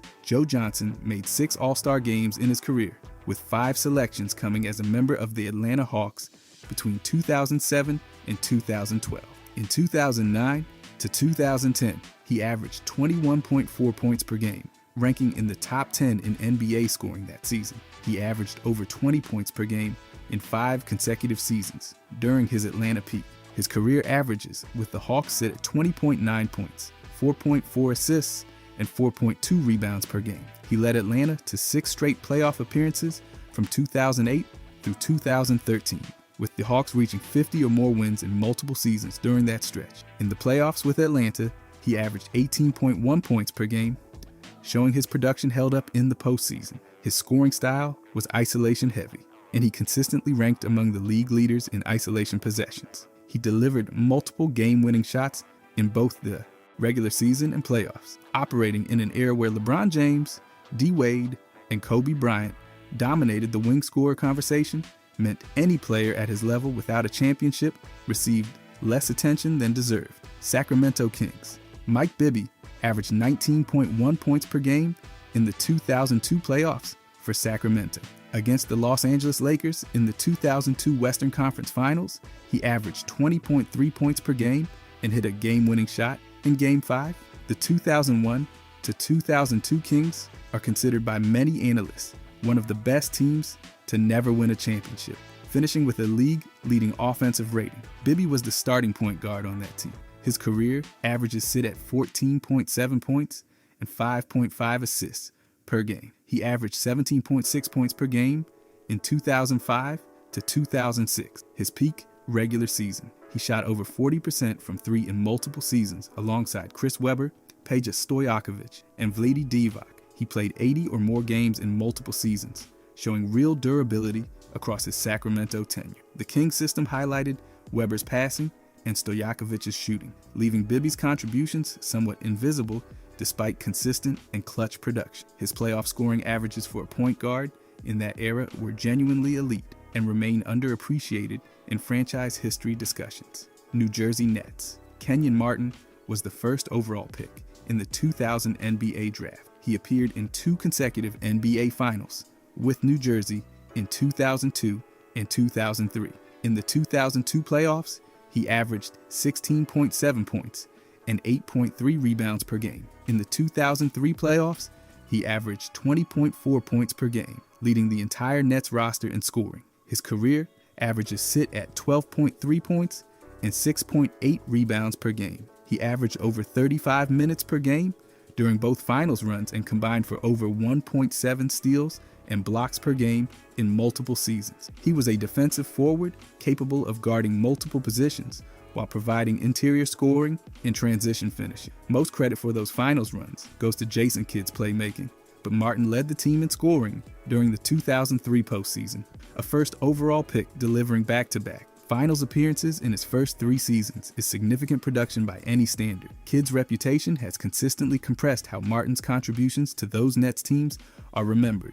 Portland Trail Blazers, Terry Porter averaged 17 points and 8 assists per game during his peak years with Portland. He ranks as the franchise's all-time leading scorer among guards with 7,784 career points. He appeared in 2 NBA Finals with the Blazers in 1990 and 1992. In the 1990 Finals, he averaged 18.3 points and 8.3 assists per game. In the 1992 Finals, he averaged 17.5 points and 7 assists per game. He made 2 All-Star games in 1991 and 1993. He averaged over 8 assists per game in 5 different seasons as a Blazer and shot above 50% from the field in multiple seasons as a guard. His free throw percentage sat above 85% across his career. He was the primary offensive organizer on back-to-back finals teams, competing against the Los Angeles Lakers and Chicago Bulls. Clyde Drexler received most of the recognition, but Porter's scoring and playmaking were essential to everything Portland ran offensively. 2 finals appearances with those individual averages deserves far more historical recognition than he currently receives. Nikola Jokic. He got passed on 40 times in the 2014 NBA draft before the Nuggets finally grabbed him at pick number 41. Why? Because teams doubted just about everything except his passport. His athleticism got questioned the most. Scouts said he lacked explosiveness at the rim and couldn't finish strong enough inside. His shooting stats didn't help either. In the Adriatic League, he made 15 threes out of 68 attempts. That's just 22%, which definitely didn't scream future MVP. Plus, he played overseas in Serbia, not at a big US college, so he flew under the radar. One of the most documented passes came from the Raptors, who had the 37th pick and chose DeAndre Daniels instead. Yeah, they considered Jokic, but not enough to actually do it. Plus, the Raptors are the only team who had any other reported interest during the draft. 40 different picks, 30 teams, and nobody pulled the trigger until Denver. Now he's a multiple-time MVP, a franchise changer, and easily one of the biggest draft steals ever. The crazy part? He was picked during a Taco Bell commercial. That's how off the radar he was. Teams didn't just miss, they missed big. Denver's the only one that took the risk, and it paid off in a huge way. Steph Curry. He got drafted 7th in 2009, but only after the Timberwolves swerved around him twice in a row. With the 5th pick, they took Ricky Rubio from Spain. Then at 6th, they grabbed Johnny Flynn from Syracuse. Both were point guards. Curry was still sitting there, but Minnesota kept it moving. According to reports, Curry's own father even told them not to draft his son, which might have nudged their decision too. Now, to be fair, teams had legit concerns. Curry came from Davidson, not exactly a powerhouse. He was seen as undersized, not super athletic, and had a history of ankle injuries that made people nervous. Sure, he could shoot, but scouts wondered if that'd be enough against pro-level defense. Minnesota rolled the dice on Rubio's international resume and Flynn's college stats, thinking Curry's shooting wouldn't carry over. But that 7th pick, Golden State made it, and it flipped the script. Curry's now a multi-time MVP, won several rings, and basically redefined how the league thinks about shooting. Meanwhile, Flynn's NBA career was over in a flash, and Rubio never hit that star level. Passing on Curry twice became one of the biggest missed chances ever. Michael Jordan. He went 3rd in the 1984 NBA draft, but not before 2 teams made choices they'd regret forever. The Houston Rockets had the 1st pick and chose Hakeem. That made sense. They needed a center and Hakeem was dominant. But then came the Portland Trail Blazers. With the 2nd pick, they took Sam Bowie, another center. Why? Because they already had Clyde Drexler and felt like another shooting guard wasn't what they needed. The front office in Portland thought Bowie filled a positional hole. He was a 7-footer, and back then, size ruled. But Bowie had an injury history in college that teams knew about. Still, Portland made their pick based on need, not talent. Jordan was right there, a national champion with North Carolina, known for his scoring and athleticism, and they let him slide. Once the Bulls picked him at 3, it was over. Jordan went on to win 6 NBA titles and 5 MVPs, and became one of the most iconic athletes ever. The Blazers' decision to pass on him is now a textbook case of choosing fit over greatness. And yeah, that one still stings more than a little. By the way, if you guys want to subscribe, I'm going to be posting every day. Thanks. Anyways, Giannis. He was picked 15th overall in the 2013 draft, but not before 14 teams let him slide right past them. That includes the Mavericks, who reportedly had scouts pushing hard to take him, but ownership said no. And with that, the Bucks pounced. The Cavaliers had the 1st pick and chose Anthony Bennett. Remember him? Probably not. That's how wild this draft ended up. Giannis came from Greece, playing for Philadelphia, which didn't exactly scream NBA ready to most front offices. His skills were raw, his shooting was a question mark, and his competition level didn't help his case. Scouts saw the tools, length, athleticism, upside, but a lot of them weren't ready to wait for all that to develop. Teams wanted production, not projects. Still, Milwaukee saw something, and what they got was a 2-time MVP, a Defensive Player of the Year, and an NBA champion. It's one thing to pass on talent. It's another to ignore your own scouts. That's what makes the Mavericks pass especially brutal. 14 teams had the chance. Only one took it. That 15th pick turned into one of the best players of his generation. Luka. He was picked 3rd in the 2018 NBA draft, but not before the Suns and Kings both passed on him. Phoenix went with DeAndre Ayton 1st, and Sacramento took Marvin Bagley the 3rd right after. Luka had already dominated Europe, winning EuroLeague MVP and a championship with Real Madrid, but somehow he still slipped past the top 2 spots. Sacramento's decision came down to roster fit. Their general manager at the time, Divac, said they already had De'Aaron Fox and didn't need another guard, so they passed on Luka for a big man. That pick didn't exactly age well. Meanwhile, Atlanta selected Luka at number 3, but immediately traded him to Dallas for Trae Young and a protected future pick. The Mavericks didn't hesitate. Once in the league, Luka wasted no time proving everyone wrong. He won Rookie of the Year, became a multi-time All-Star, made all NBA first teams, and even broke records for youngest triple-doubles. He's listed at 6 feet 8 inches and plays like he's 2 steps ahead of everyone. The Suns and Kings had their shot, and both let it go. That 3rd pick, Dallas turned it into a franchise cornerstone. Expect they traded him to the Lakers years later. Kobe Bryant. He was taken 13th overall in the 1996 draft, but 12 teams made their picks first, and none of them picked him. The New Jersey Nets had the 8th pick and considered him seriously, but went with Kerry Kittles instead. The Clippers had the 7th pick, reportedly loved his workout, and still chose Lou Renzen Wright. Charlotte finally picked him, then traded him to the Lakers for Divac, so technically, even they passed on keeping him. At the time, teams weren't rushing to draft high school guards. Kobe was just 17, and front offices were nervous about maturity, physical readiness, and how he'd stack up against seasoned college talent. It didn't help that taking a shooting guard that young was still considered risky. Teams weren't sure he'd be ready for the NBA grind, but they were wrong. Kobe became a 5-time NBA champion, won an MVP, grabbed 2 Finals MVPs, and was selected to 18 All-Star games. He scored over 33,000 points in his career, Every team that picked ahead of him had the chance. Some showed interest, all passed. That 13th pick ended up being one of the greatest to ever play, Kevin Durant. He went second overall in the 2007 NBA draft, but not before the Portland Trail Blazers made the choice to pass on him. With the number 1 pick, they selected Greg Oden, a 7-foot center out of Ohio State. That single decision left Durant available for the Seattle Supersonics, who didn't hesitate to grab him. Coming out of Texas, Durant had just averaged over 25 points and 11 rebounds per game as a freshman. He was long, athletic, and already showing signs of being an elite scorer. Portland's choice was based on need. They wanted a dominant big man, and Oden's size and defense checked that box. Meanwhile, Durant was viewed as more of a finesse scorer, and there were questions about his strength and frame. Still, the numbers spoke loudly, and the decision to pass on him turned out to be one of the biggest draft what-ifs in league history. Durant went on to win Rookie of the Year, multiple scoring titles, an MVP, and NBA championships. Oden, unfortunately, struggled with injuries and played only a handful of games. That number 1 pick could have changed everything. Portland had the chance. Seattle cashed in. Larry Bird, he was picked 6th overall in the 1978 NBA draft, which means 5 teams passed on him before the Celtics made the call. That list includes the Indiana Pacers, who had the number 1 pick and didn't take the homegrown superstar. Instead, they passed, and some in their front office have publicly regretted it ever since. Nancy Leonard, part of their leadership team at the time, said the board voted against drafting Bird, even though she and the head coach were in favor. Why the hesitation? Bird had made it clear he was returning to Indiana State for 1 more season, so any team drafting him would have to wait. On top of that, there was the fear of not being able to sign him later.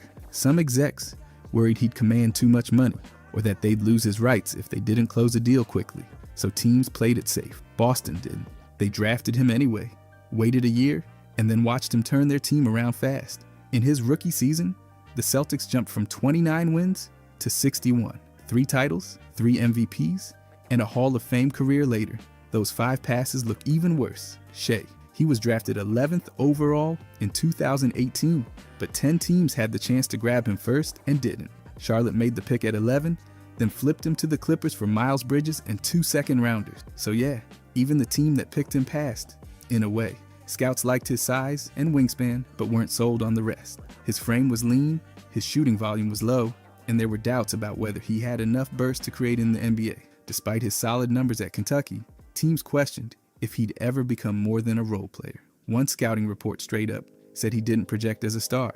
The Knicks even drafted his college teammate Kevin Knox over him. His rookie year with the Clippers was solid, and by the next season, he was part of the Paul George trade to Oklahoma City. Fast forward to now, and he's an MVP, a scoring champ, and a finals MVP, all from the 11th pick. 10 teams passed. 1 team picked and traded him, and Oklahoma City ended up with a franchise cornerstone because nobody else saw it coming. James Harden, he was drafted 3rd overall in the 2009 NBA draft, which means 2 teams passed on him before the Thunder called his name. The Clippers had the first pick and selected Blake Griffin. The Grizzlies picked 2nd and went with Hasheem Thabeet. That's how Harden ended up sitting there at number 3, a future MVP, just waiting. At Arizona State, Harden had solid numbers, but wasn't seen as flashy or freakishly athletic. Scouts liked his feel for the game, but questioned whether his scoring would hold up in the NBA. Meanwhile, Griffin was all power and highlight reels. Harden thrived in Oklahoma City, won 6th Man of the Year, and then got traded to Houston in 2012. That's where he exploded. He became an MVP, a scoring champ, and a walking offensive system. So even though only 2 teams passed, it still counts. They had the chance. Harden became one of the best scorers of his era. Dirk Nowitzki, he was picked 9th overall in the 1998 NBA draft by the Milwaukee Bucks, but not for long. They traded his rights, along with Pat Garrity, to the Mavericks in exchange for Robert Traylor. So technically, Milwaukee picked Dirk, then passed on him. That deal became one of the most lopsided draft day trades ever. Dirk had been playing in Germany for DJK Würzburg, so he wasn't the most familiar name to NBA front offices. Some teams didn't know what to make of a 7-footer with a jump shot, and even though he went top 10, 8 teams picked other players ahead of him. Milwaukee's decision to trade him after drafting him is the real headline. They had a future MVP in their hands and gave him away for a player who never hit that level. Dirk spent 21 seasons with Dallas, won MVP in 2007, and led them to a championship in 2011 as Finals MVP. He became a 14-time All-Star and a global icon. The Bucks could have had all of that. Instead, they watched from the sideline. They didn't just pass on him, they handed him over. And Dallas never looked back. Jalen Brunson, he was selected 33rd overall in the 2018 NBA draft, meaning 32 players were taken before him. Every one of those teams had a shot and passed. The Mavericks made the pick early in the second round, despite Brunson winning National Player of the Year, the Bob Cousy Award, and leading Villanova to a national title just months earlier. So why did he fall? Scouts focused on his size. At 6'2", he was viewed as undersized for a lead guard. He wasn't considered super explosive, and there were doubts about how he'd hold up on defense against bigger, faster players. Even though he was one of the most polished guards in the draft, teams overlooked him for prospects with more perceived upside. Dallas took him anyway, signed him to a 4-year deal, and let him work. He didn't start off flashy, but by the time he left in 2022, he was one of their best players. The Knicks gave him a 4-year, $104 million deal, and he earned every penny. From 33rd pick to All-Star, Kawhi Leonard, he was picked 15th overall in the 2011 NBA draft by the Indiana Pacers, who immediately traded his rights to the Spurs for George Hill. That alone already qualifies as a miss, but it gets worse. 14 teams made picks ahead of him. 14 teams passed. He came out of San Diego State with 2 seasons of college ball, a big wingspan, and the kind of defensive profile coaches dream about. But scouts weren't sold on his offense. His jumper looked shaky, and his role in the NBA was described as hard to define. That label helped push him down the board. Teams picked bigs, guards, scorers, everything but the guy who ended up winning 2 championships and 2 finals MVPs. Kawhi didn't just turn into a solid player. He became a 2-time Defensive Player of the Year, a multi-time All-Star, and a finals closer. The Spurs saw the value and pulled the trigger. The Pacers traded him. Everyone else, they let him slide. Those first 14 picks are now a list of what could have been. Kawhi went at 15. That's 15 chances to change a franchise. Only one team saw it, and it wasn't the one that drafted. Russell Westbrook. He was drafted 4th overall in the 2008 NBA draft by the Seattle Supersonics, just before they became the Oklahoma City Thunder. That means 3 teams made their picks before him and passed. The Bulls took Derrick Rose at number 1, the Heat picked Michael Beasley at 2, and the Grizzlies went with O.J. Mayo at 3. Westbrook was right there, but they all looked elsewhere. At UCLA, Westbrook was electric on defense and known for his athleticism, but he wasn't a polished scorer yet. Scouts liked the energy, but questioned if he could run an NBA offense. He wasn't the typical floor general, so when draft day came, teams leaned toward prospects with more developed scoring or perceived star-ready tools. Turns out, Oklahoma City got the right one. Westbrook became a 9-time All-Star, won MVP in 2017, and made triple-doubles a routine stat line. His MVP season, over 31 points, 10 assists, and 10 rebounds per game. He did things nobody expected from a 4th pick.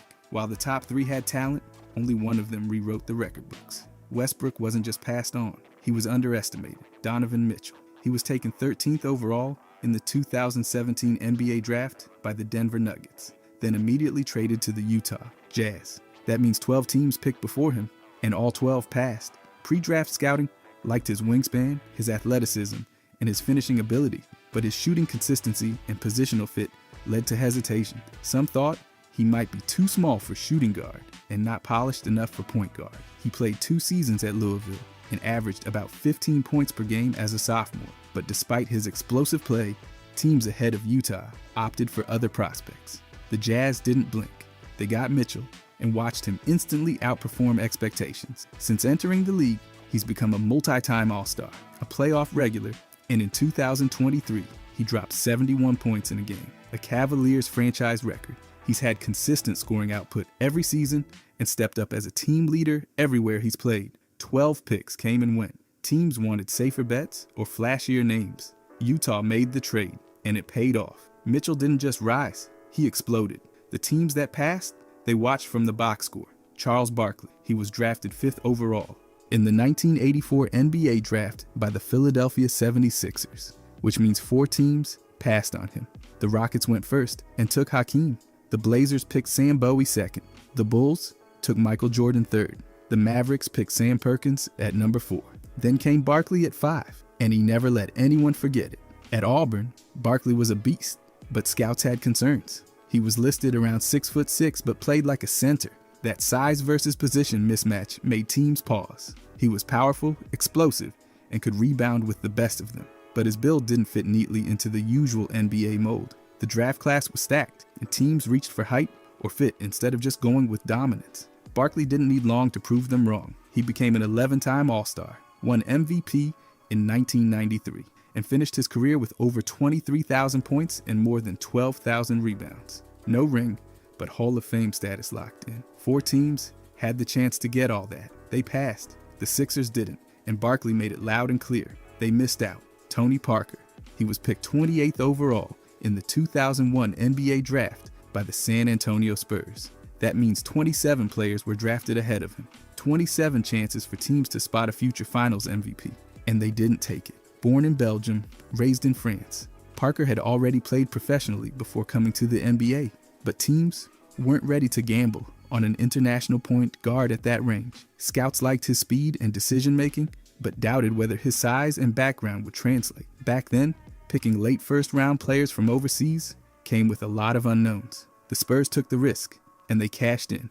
Parker joined a championship-level roster and didn't just survive, he thrived. By 2007, he became the first European-born player to win NBA Finals MVP. He won 4 NBA titles, made 6 All-Star teams, and spent nearly 2 decades running one of the most consistent franchises in league history. The 27 players picked before him, almost all of them were out of the league long before he was. Teams didn't just pass, they overlooked. The Spurs didn't, and Parker made them all pay for it. Carmelo Anthony. In the legendary 2003 NBA draft, he went 3rd overall to the Denver Nuggets, right after the Detroit Pistons passed on him at pick number 2. The Cavs, at number 1, they took LeBron James, no argument there. But Detroit, they picked Darko Milicic, a teenage center from Serbia, instead of a national champion and NCAA tournament MVP. Anthony had just led Syracuse to the title in his freshman year and looked NBA ready. He's since revealed that the Pistons promised they'd take him, and he believed it, but they pivoted, betting on size and potential. Darko became one of the most infamous draft busts in league history. Carmelo, 10-time All-Star, over 28,000 career points, and one of the greatest scorers of his era. The Pistons did win the championship the very next year without him, but the what if still echoes. What if they'd added a scoring machine like Melo to a defensive juggernaut? 1 pick, 1 decision, 1 superstar passed on. That's the story. Jason Tatum, born in Missouri, played at Duke, declared after just 1 season, and entered the 2017 draft with plenty of hype.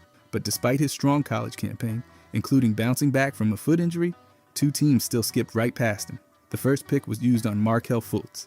Then came the second pick, and instead of Tatum, it was Lonzo Ball. So there he was, still available at pick 3, and Boston made the move. That's the moment everything changed. The Celtics had traded to get that pick, and they clearly knew what they were doing. Tatum came in at about 6'8", 210 pounds, and didn't waste any time getting noticed. Since then, he's racked up All-Star nods, landed All-NBA honors, and yep, won a championship in 2024. So while Fultz and Ball had their own paths, Tatum's turned into the kind of player teams build around. The Lakers had the chance. So did the team with the first pick. Both said no. And Boston, they've been cashing in ever since. It's a textbook example of how 2 teams passed on a future franchise star, and the rest is history. Steve Nash. By the time the 1996 draft rolled around, Nash had put together a strong college resume, but teams weren't lining up for him. 14 picks came and went, and every single team passed. Some scouts questioned the competition he faced in college. Others didn't love his athleticism or size. A few thought his defense might not translate. Whatever the reasons, Nash fell all the way to pick 15, where Phoenix finally made the call. At the time, people actually called it a reach. Turns out it was the opposite. Nash became a 2-time most valuable player, made 8 All-Star teams, and finished with more than 10,000 assists. His shooting was elite, and he became one of the most efficient point guards in league history. By the end of his career, Nash was sitting comfortably in the Hall of Fame, while most of the guys picked ahead of him were long gone from the spotlight. 14 teams had the shot. None of them took it, and Nash made every one of them regret it. John Stockton. He came out of Gonzaga in 1984, and not a single scout was exactly tripping over themselves to hype. Utah ended up taking him with the 16th pick, which means 15 teams had their chance and just kept on walking. At the time, Gonzaga wasn't a major basketball factory, and Stockton didn't look like someone who'd end up with a statue outside an arena. When his name was called, the crowd in Utah sat there stunned silence like someone had accidentally turned off the power. Not exactly the hero's welcome, but Stockton didn't care. He went on to play 19 straight seasons with Utah and turned himself into one of the most productive point guards ever. He holds the all-time records for assists with over 15,000 and steals with more than 3,000. He made 10 All-Star appearances and stacked up all NBA honors like it was his side job. He didn't just show up, he ran the show. 15 players went ahead of him in that draft. That's 15 front offices that said, nah, and every one of them watched as Stockton rewrote record books while never wearing another jersey. That's a miss they'll never live down. Joel Embiid. Coming into the 2014 draft, he was considered a top prospect, but concerns over his health pushed him down the board. He just had surgery on his right foot, and teams got cold feet fast. Philadelphia scooped him up with the 3rd overall pick, but that meant 2 teams let him slide. Cleveland took Andrew Wiggins first, and Milwaukee followed with Jabari Parker. Both passed on Embiid, even though his talent was obvious when he was on the floor for Kansas. His first 2 seasons were a wash thanks to injuries, which only made the early hesitation seem justified. But then he hit the court in year 3 and changed everything. He became a scoring machine, locked down the paint, and eventually won Most Valuable Player in 2023. He also led the league in scoring 2 years in a row and has made 7 All-Star teams so far. Philadelphia bet on a risk and landed a franchise player. Meanwhile, the 2 teams ahead of them had a clear shot and turned away. Looking back, that gamble on durability now looks like a huge opportunity missed. Embiid did not just bounce back, he dominated. Scottie Pippen, coming out of Central Arkansas, he didn't exactly scream future superstar. The program wasn't well known, and most teams weren't rushing to build around an NAIA forward. Seattle grabbed him with the 5th pick in the 1987 draft, but then immediately traded him to Chicago. So not only did 4 teams skip over him, but the team that actually drafted him gave him away before he ever wore their jersey. That's where it gets brutal in hindsight. Pippen went on to win 6 championships with the Bulls, played in 7 All-Star games, and locked down opponents as one of the best defensive forwards the league's ever seen. He was named to the All-NBA First Team 3 times and made the All-Defense First Team 8 straight years. His averages across more than 1,000 regular season games were 16 points, 6 rebounds, and 5 assists. Those numbers are solid, but his impact was massive. Chicago didn't just win, they dominated. And the Sonics, they missed out. The 4 teams who picked before him, plus Seattle, all had a shot. And all of them watched as he became a cornerstone of a dynasty. Damian Lillard. He came out of Weber State in 2012 with big numbers, but not much national attention. He wasn't from a major program, and that mattered to teams picking high. Portland took him 6th overall, which means 5 teams skipped him for someone else. Whether it was doubts about his competition level or just not buying into a guard from the Big Sky, those teams made their choice. The interesting part is how quickly Lillard proved them wrong. He won Rookie of the Year his first season, setting a new record for most 3-pointers made by a rookie. From there, he never looked back. He became a regular All-Star, made multiple All-NBA teams, and climbed the scoring charts so fast that by 2022, he was Portland's all-time leading scorer. He didn't need to come from a big-name school to torch the league. He just showed up and started pulling up from 30 feet like it was nothing. And while some of the guys picked ahead of him faded into the background, Lillard built a reputation as one of the most dangerous guards in the game. 5 teams had a shot. Portland got the right one. Karl Malone. He came out of Louisiana Tech in 1985 with strong college numbers but limited national attention. When the draft came around, 12 teams picked ahead of Utah, and every single one of them passed. The Jazz grabbed him with the 13th pick, which turned out to be one of the biggest steals of the decade. Reports said scouts had concerns about his attitude and that his coach didn't exactly sing his praises. That, plus coming from a smaller school in a power forward heavy class, made teams back off. One team, Dallas, was even rumored to be eyeing him before choosing someone else instead. So the slide was real. Malone's response? Nearly 37,000 career points, 2 Most Valuable Player awards, 14 All-Star appearances, and 11 first-team selections. He was a machine, barely missed games, played 18 seasons with Utah, and kept the stat sheet full the entire time. Being drafted 13th doesn't sound outrageous until you see the career that followed. Dozens of teams would have jumped at the chance in hindsight, but back then, they blinked.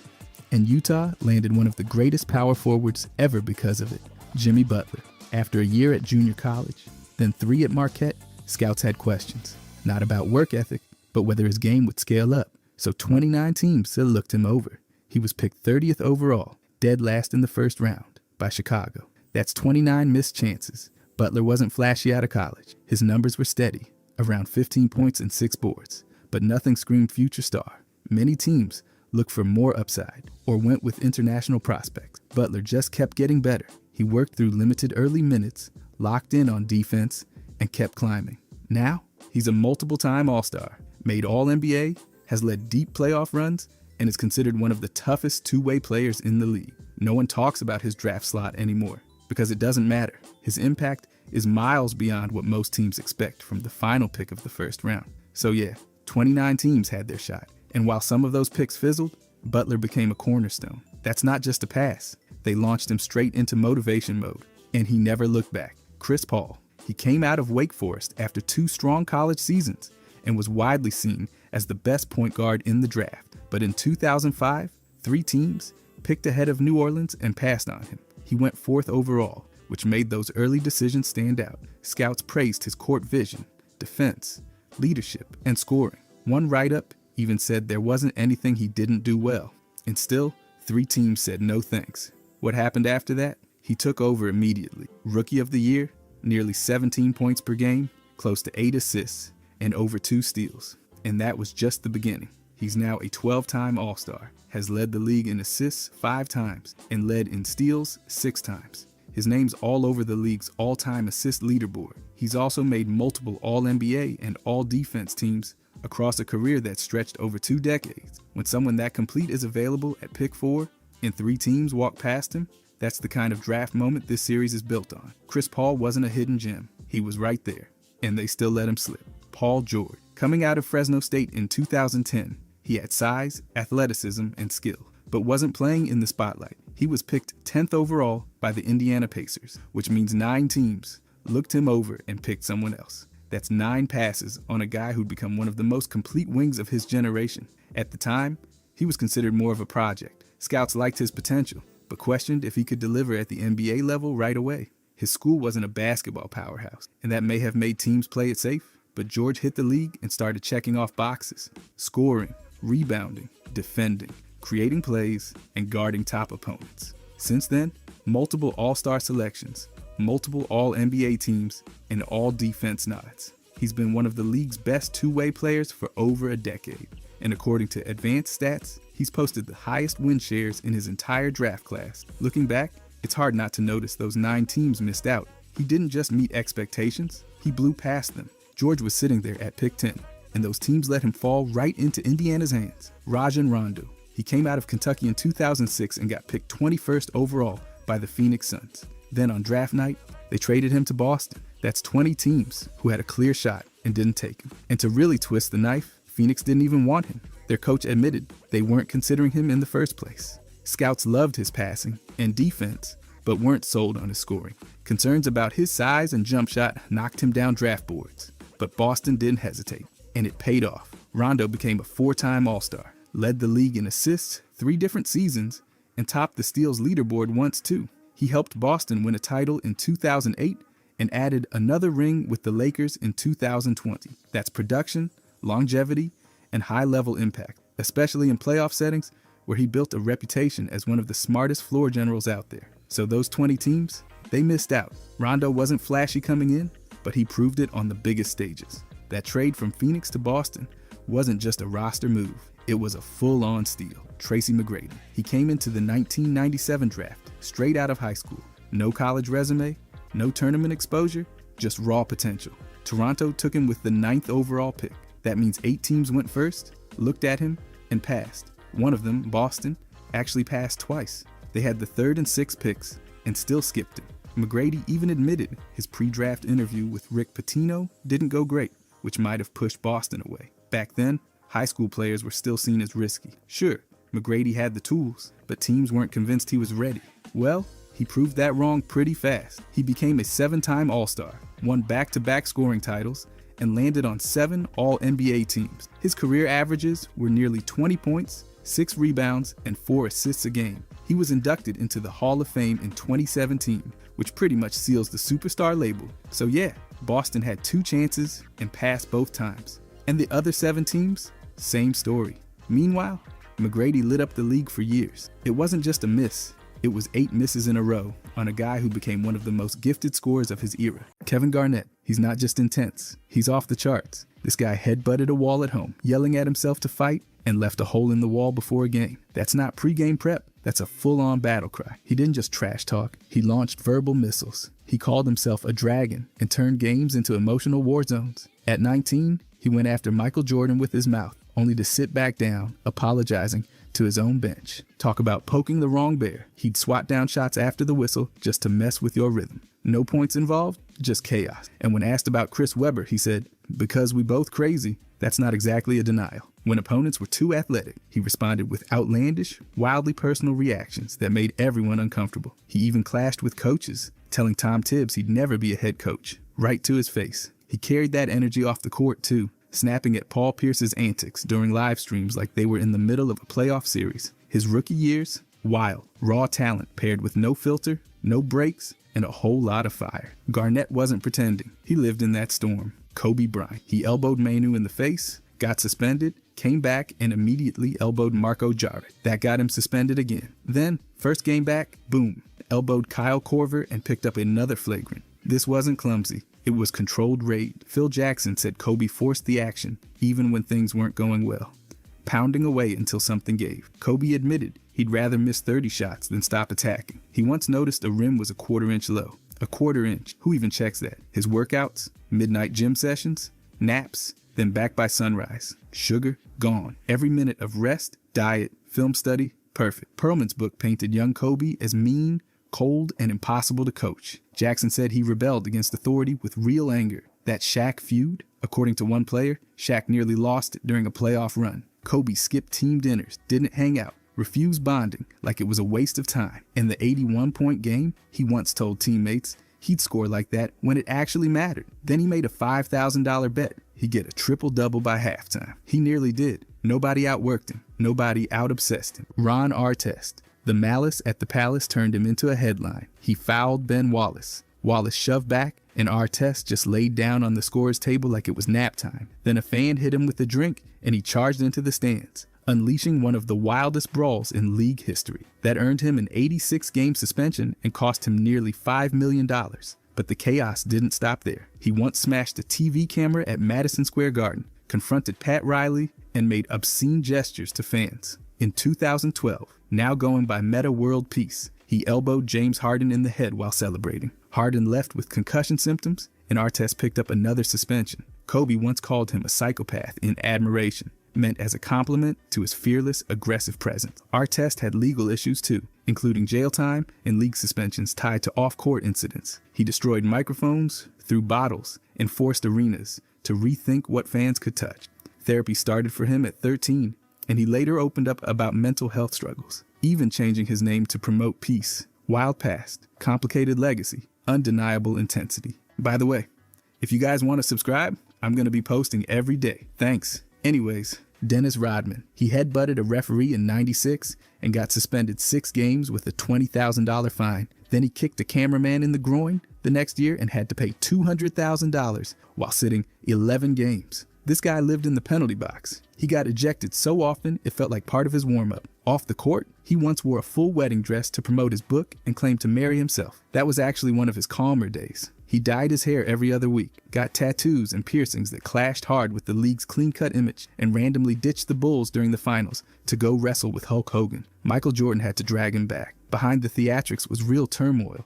In 1993, Rodman nearly ended it all before deciding to reinvent himself. He went through multiple rehab stints for alcohol and had constant run-ins with the law, drunk driving, domestic incidents, and even a hit and run. He's been sued for workplace outbursts, allegedly slamming a door on an assistant's hand. And yes, he sang Happy Birthday to a dictator. That wasn't a joke. Rodman didn't follow the rules. He tore them up. Matt Barnes. Kevin Garnett said Barnes started quiet, but turned into a force that even shook veterans. Once he flipped the switch, he brought nonstop fire. He got suspended after fighting Rafer Alston in a Suns-Rockets game, and that was just one of many brawls. He later got suspended again for showing up at Derek Fisher's house and confronting him during a messy personal situation. It got so popular, Ye mentioned in his song 30 Hours. Then he publicly defended it by saying violence is sometimes the answer. He wasn't done. He picked up fines for not leaving the court, for kicking a water bottle, and for cursing at a fan. He even got fined $50,000 for insulting James Harden's mom during a playoff game. Yes, really. Barnes himself admitted the NBA punishes the first punch more than the second, so he always played like he was ready to throw the second one. He once got into it with a student announcer at his son's high school game and lost a broadcasting job. On his podcast, he leans all the way into that tough guy image and mentors current players on intensity. Whether on the court, at home, or in the studio, Barnes lives confrontational. He's not just fiery, he's relentless. Draymond Green. He punched Jordan Poole in the face during practice, and the video lit up the internet. The Warriors fined him, but the damage to team chemistry stuck. Then came the headlock on Rudy Gobert during a scuffle. 5-game suspension. After that, he smacked Yusuf Nurkic in the face and got tossed with a flagrant 2. The league suspended him indefinitely. Next, a neck grab on Patty Mills that somehow didn't even earn a flagrant, but people noticed. By March 2024, he had 21 career ejections, most among active players. He racked up 16 techs in the 22-23 season and missed a game. And in the 25 playoffs, he led with 5 technicals and 2 flagrants, just 8.5 games in. After his 5th tech, he claimed there was a media agenda to paint him as angry, which only triggered more backlash. ESPN analysts called him a circus and crazy. The reputation is real. He missed Game 7 of the 2016 finals over a flagrant, and the Warriors lost. Coach Kerr later blamed the Poole incident for the team falling apart. Green owns it. He breaks huddles, and sometimes teams. Deshaun Stevenson. In 2003, he shoved Ricky Davis after Davis tried to pad his triple-double with a cheap miss. No hesitation, just immediate retaliation. Then in 2005, Stevenson kicked a loose ball into the crowd after a loss and got slapped with a $7,500 fine. He didn't just play defense, he got in your face. During the 2008 playoffs, he mocked LeBron James with face guards and even called him overrated. After Dallas beat Miami in 2011, he wore a shirt that said, "Hey LeBron, how's my Dirk taste?" straight up taunting him post-title. Then 2 days later, he got arrested for public intoxication in Texas, found wandering around a complex and labeled a danger to himself. His past? Rough. His father murdered his own mother, then died in prison. Trauma that shaped a lot of Stevenson's unpredictability. In 2002, he pleaded no contest in a serious legal case and was sentenced to probation. On Twitter, he clashed with Darren Williams, turning a teammate beef into a public spectacle. Coaches respected his fire, but fans said it best. He brought the right kind of crazy every team wants, even if it burned hot. Morris twins. Markieff fired things up in 2021 with a nasty foul on Nikola Jokic that gave him whiplash. He got fined $50,000, and Jokic shoved him from behind. Marcus jumped in online, tweeting, "Waited till bro turned his back." Noted. It got heated fast. That wasn't their first rodeo. In Phoenix, Markieff demanded a trade in 2015 and was fined $10,000 for it. He threw a towel at coach Jeff Hornacek and got suspended 2 games. Then he fought his own teammate, Archie Goodwin, during a timeout. Around the same time, both brothers were charged in an aggravated assault case. They were later acquitted, but the trial lasted 2 years and hung over their careers. Marcus took things up a notch when he smashed the ball into Justin Anderson's head for playing defense. No basketball play, just straight up frustration. Add in technicals, public tantrums, and constant clashes with coaches, and they built a joint reputation for chaos. Markieff even challenged Jokic's brothers, who trained in mixed martial arts, to a boxing match. Between the fights, fines, and feuds, the Morris twins didn't just play tough, they thrived on confrontation. DeMarcus Cousins. In his prime, he led the league in technicals like it was a stat category. Punching Patrick Beverley in the stomach? Yep. That happened in 2014. He got suspended 1 game. He clashed with teammates, barked at coaches, and even got suspended for going after Spurs commentator Sean Elliott. That was 2 games just for confronting a broadcaster. He was fined for gestures, suspended by the Kings in 2012 for conduct detrimental, and regularly exploded at refs, once sarcastically clapping in their faces after a call. But his most recent blow-up, Puerto Rico, June 2025. Cousins got into it with a courtside fan, grabbed the guy's crutch, made obscene gestures, then lunged at him. He had to be held back. As he left, fans threw food and drinks. He tried to charge back. Security stopped him, but it was too late. The league suspended him, fined him $4,250, and his team dropped him. One ugly scene echoed his whole career. From locker room fights to playoff ejections, Cousins had the talent, but the emotions never stayed in check. For every bucket, there was a blow-up. The volatility never left the court. Vernon Maxwell. In February 1995, he sprinted up into the Portland crowd and punched a fan in the face. Not bumped into, punched. That earned him a 10-game suspension and a $20,000 fine, the largest at the time. That single moment branded him for life. His teammate Hakeem later said Maxwell just reacts too much and always regrets it later. He wasn't exaggerating. A Washington Post story labeled him a volatile mix of fire and ice and tracked $49,000 in fines from 91 to 95. In one locker room meltdown, Maxwell hissed and spit in frustration. When Hakeem confronted him, Maxwell snapped back, so Hakeem slapped him hard, and somehow that didn't end in a full brawl. Off the court, he was just as unpredictable. Between 1992 and 94, he racked up assault charges, a gun possession conviction, and a wave of civil issues. During his Seattle days, he tried to break up a fight between Gary Payton and Horace Grant, only to accidentally injure Grant with a weight. Mad Max didn't just earn the nickname, he lived it. Chaos in sneakers, and every team felt it. Joakim Noah. As a rookie in 2008, he clashed with coaches, showed up late, and even got into it with Ben Wallace. His teammates voted to suspend him for 2 games. That's how strong the vibes were. Then came the ejections. In 2014, he got tossed from a game against Sacramento after screaming at refs and cursing on his way out. That tantrum cost him $15,000. The year before, in a playoff game, he shoved Chris Anderson after a collision. Another technical, another flare-up. In 2011, he apologized for using a homophobic slur toward a fan during a heated moment, and in New York, the chaos went full throttle. He later admitted he partied too much, bragging about hosting 60 people at his place after games and saying he was too lit to play there. He got suspended 20 games in 2017 for taking a banned substance. His off-court record includes a marijuana possession arrest, reckless driving, and a suspended license, all in one Florida traffic stop. Noah was loud, intense, unapologetic, and totally unpredictable. Teammates respected the energy, but it came with fire alarms. He didn't simmer, he boiled over. Michael Beasley. In 2009, he checked into rehab after posting a photo with what looked like weed and later admitted he needed counseling for stress. That was just the beginning. In 2011, he got pulled over in Minnesota, speeding, and cops smelled marijuana. A bag was found, but he blamed a friend. Same year, he shoved a heckler in the face during a street ball game in New York. Then in 2013, Phoenix cut him after he got arrested again for weed possession. The league hit him with a 5-game suspension in 2019 for violating the drug policy. And in February 2025, arrested in Manhattan airport trying to fly with 6 grams on him. That's not all. He once screamed raunchy stuff during a one-on-one game with Lance Stevenson, then followed it up by posting a bizarre message about Kim Kardashian online. He's also shared that his CPA stole his money and that his partying, judgment, and stress wrecked his focus. Executives once said he was surrounded by chaos, cars, women, guns, and bad decisions. Beasley had talent, no question, but the self-destruction? That stayed louder than the points he scored. Steven Jackson. He ran into the stands during the Malice at the Palace, punched a fan in the face, got suspended 30 games, fined, and put on probation. That alone cost him nearly $1.7 million.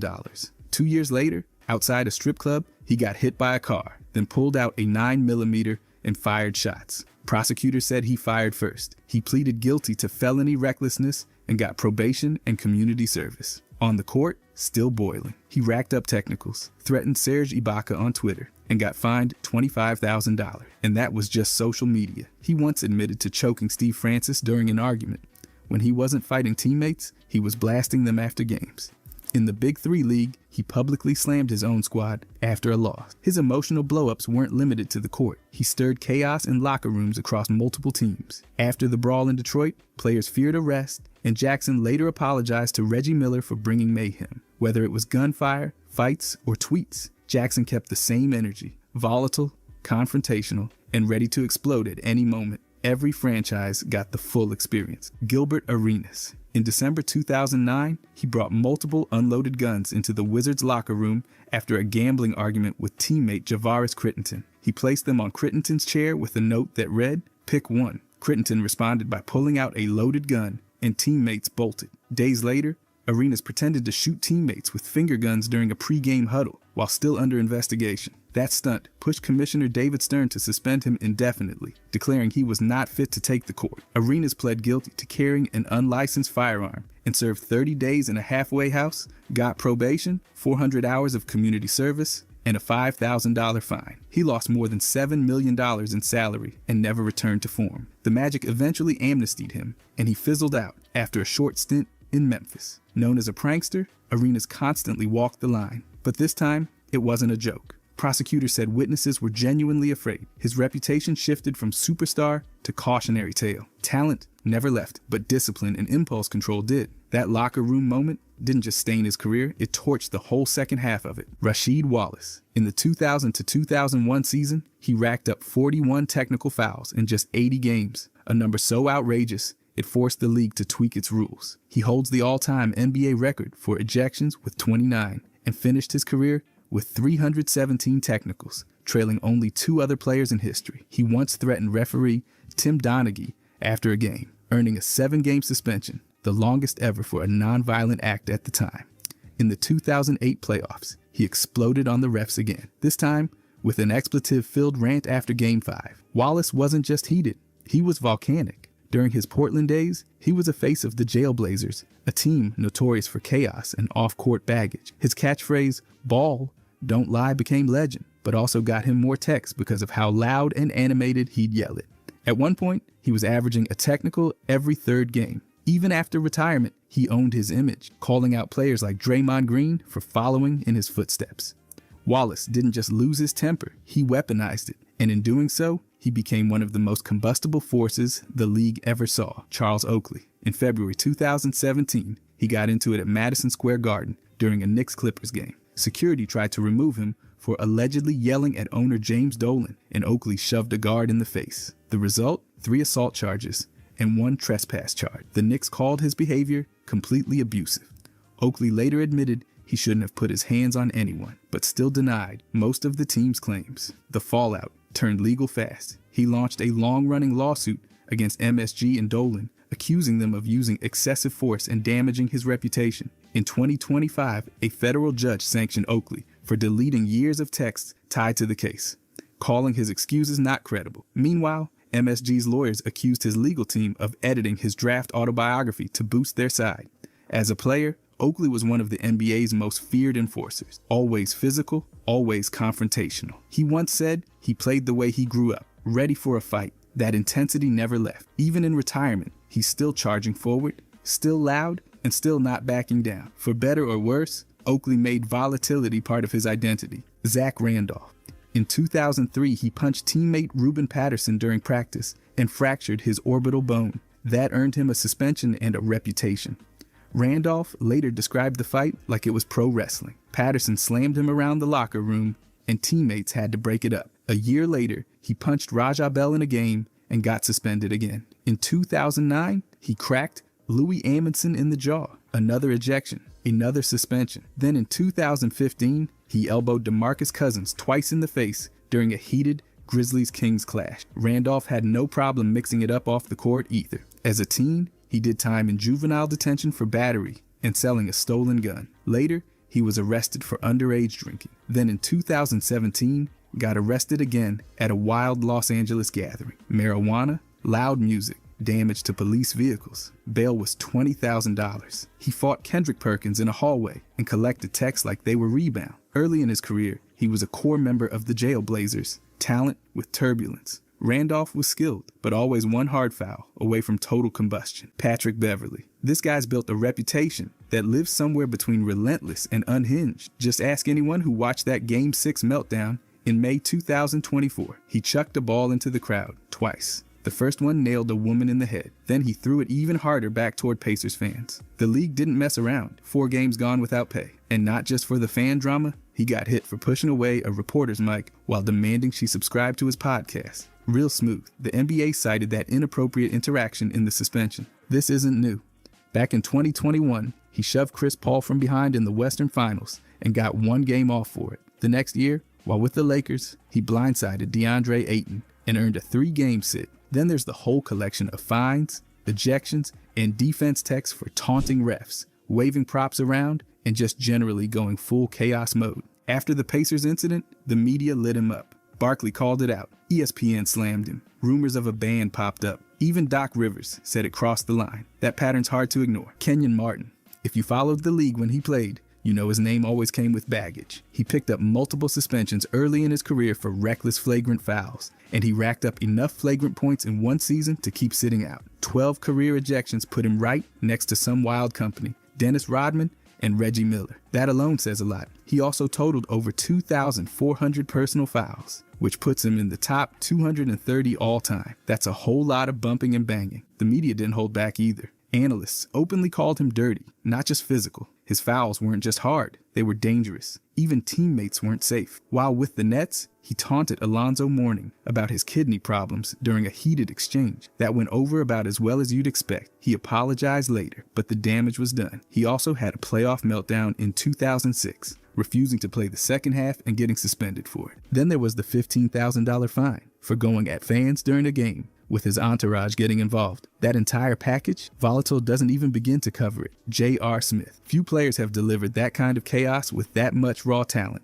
Back in 2006, he got a 10-game suspension after charging Marty Collins during a wild Knicks and Nuggets brawl. Every player on the court got tossed. Then there's the soup store. In 2018, he threw a bowl of it at assistant coach Damon Jones. He missed a game for that one. Not even food was safe around this guy. And who could forget the shoelace thing? With the Knicks, he made it a weird routine to untie opponents' shoes mid-game. It happened more than once, and the league hit him with a $50,000 fine. You'd think he'd stop, but no. Then came the infamous moment in the 2018 finals. He grabbed a rebound, dribbled out the clock thinking Cleveland was up, only to realize it was tied. Total meltdown. His entire career was full of highs, and then bizarre moments like that. Reporters constantly described him as impulsive and inconsistent. Even off the court, he spoke about feeling lost and battling depression. That blend of unpredictability and raw skill made him impossible to ignore. For better or worse, Bill Laimbeer. You can't talk about the bad boys without bringing up the face of it all. He helped the Pistons win back-to-back titles in 1989 and 1990. But his legacy's more bruises than banners. He was constantly dishing out sneaky, bone-jarring fouls and knew exactly how to irritate players without always getting caught. Refs weren't fooled forever, though. He ranked in the top 30 for personal fouls and piled up technicals like trophies. Ejections? Constant. In one 1988 game, he got tossed after jawing with Jack Sigma, then just laughed it off like it was recess. Opponents didn't laugh. Larry Bird, Michael Jordan, and Scottie Pippen made no secret about hating him. Elbows, cheap shots, and under-the-rim fights weren't accidents. They were tools. Laimbeer even admitted he used intimidation as strategy, scowling, shoving, baiting guys into retaliation. It was all part of the plan. He scuffled with Patrick Ewing, Sidney Moncrief, and probably anyone standing upright. But here's the thing. He leaned into the villain role. He didn't just play tough. He made it his entire identity. That kind of antagonistic energy doesn't fade. It defines a whole era. Daryl Dawkins. Nobody broke the game quite like him. Literally, in 1979, he shattered 2 backboards in separate games. One in Kansas City and another in Philly. The league had to change the rules and bring in breakaway rims. And he didn't just dunk, he performed. His dunks had names like Chocolate Thunder, Teeth Shaking, and Glassbreaker I Am Jam. Try saying that with a straight face. He set an NBA record with 386 fouls in the 1983-84 season. That's not just aggressive, it's borderline reckless. His defense looked more like indoor demolition. And in the 1977 finals, after getting into it on the bench, he stormed into the locker room, ripped out a toilet, and yanked a stall door off the hinges to barricade himself in. Subtlety wasn't in his vocabulary. Then there's Planet Lovetron. That's where he said he lived in the off-season with his imaginary partner Juicy Lucy. He described his style as interplanetary funkmanship. His teammates were never sure if he was serious or just messing with everyone. The league had never seen anything like him. A blend of brute force, comic book energy, and pure unpredictability. Derek Coleman. The guy had all-star talent and all the chaos to match. In 2002, he punched Karl Malone during a game and got suspended 1 game with a $7,500 fine. Same year, he grabbed Reggie Miller by the throat, threw a punch, and earned a 2-game suspension plus $12,500 in fines. That alone paints a picture, but he kept going. In 2004, he left the bench during the infamous Pacers and Pistons brawl. The league gave him 1 game off for that chaos cameo. And off the court, wild. Coleman racked up around 7 arrests during his career. Everything from public disturbance to assault and DUI. He even got arrested in 1997 for urinating in public. Not exactly blending in. Back in college, he pleaded guilty to harassment after a fight broke out during a break-in incident. Then there were all the skipped practices, arguments with coaches, and flat-out refusal to check into games. Reporters said he played just hard enough to collect a check. Alcohol abuse was also cited as a reason for his decline. Coleman wasn't just unpredictable, he built a career on it. Chris Childs, the name alone, still gets brought up when people talk about that swing at Kobe Bryant. It was April of 2000, nationally televised, and there he was, popping Kobe in the face during the third quarter. The league said Childs started it, suspended him for 2 games, and fined him $15,000. Kobe only got 1 game. He later said Childs threw the punch and ran. That pretty much set the tone for how people remember Childs. Fiery and unapologetic. He made his name as a physical, no-nonsense guard who went at stars without blinking. He even called Michael Jordan one of the dirtiest players in the game. Imagine saying that out loud and meaning it. Childs didn't care who you were. He demanded respect and let his defense do the talking, or occasionally the punching. Before all that, though, he nearly lost it all. In the mid-90s, he battled alcohol addiction and had to go through rehab. He called that date his 2nd birthday. The league might not have seen a long suspension record from him, but his attitude always burned hot. He played like he was proving something, because he was. Anthony Mason. The guy didn't play basketball. He waged psychological warfare in a jersey. He racked up 192 career technical fouls, landing him in the league's top 10 all time. And it wasn't just whistles. He was throwing forearms, delivering elbows, and staring through people like he was trying to melt them. Pat Riley even suspended him multiple times for what he called conduct detrimental to the team. Translation: Mason was too much even for the 90s Knicks. In December 2006, Mason threw a punch at Marty Collins during a full-blown sideline brawl against the Nuggets. The league dropped a 10-game suspension and took a chunk out of his paycheck. That was just the kind of intensity Mason brought every night. He went toe-to-toe with Hakeem, brawled through Pistons matchups, and never once backed down. He said he played angry, and you could tell. From his overseas beginnings to his street ball reputation, he played like the game owed him something. That earned him the nickname, the Enforcer, and he lived up to it. Trash talk, scowls, and bruises followed him everywhere. Mason didn't ask for respect. He took it, every single possession. Stephon Marbury, one of the most gifted point guards of his era, and one of the most unpredictable. During his time with the Knicks, he went full chaos mode. He clashed with Larry Brown and Thomas, causing constant dysfunction. Reports said he even threatened to leak dirt on Thomas when his role got threatened. New York media didn't hold back, calling him the most reviled athlete in the city. Then came July 2009. Marbury launched a 24-hour live stream where he cried, rambled, and ate Vaseline on camera. He said grief pushed him there. He'd lost his father, aunt, and childhood coach, but the reaction was brutal. People thought he'd lost it. That same year, the Celtics offered him $1,300,000 to keep playing. He turned it down and called it disappointing. Most guys would have jumped at it. He walked away. In China, his journey kept zigzagging. He left the Shaanxi team mid-season after getting benched. He didn't just leave the NBA, he left stability. His emotional swings, media feuds, and erratic choices followed him everywhere. Opponents like Allen Iverson respected his game, but knew he was a handful. Marbury didn't just play with intensity, he lived in it. Bruce Bowen. He made defense into an art form, and also into a controversy magnet. Opponents like Vince Carter and Steve Francis accused him of sticking his foot under them mid-air, causing ankle injuries. The league even changed its rules to classify that move as a shooting foul. Bowen didn't just crowd space, he erased it. And he once straight up admitted he tried to hurt Ray Allen. That's not just tough defense. That's a strategy with malice baked in. The league noticed. He kicked Wally Szczerbiak in the face and got fined $7,500.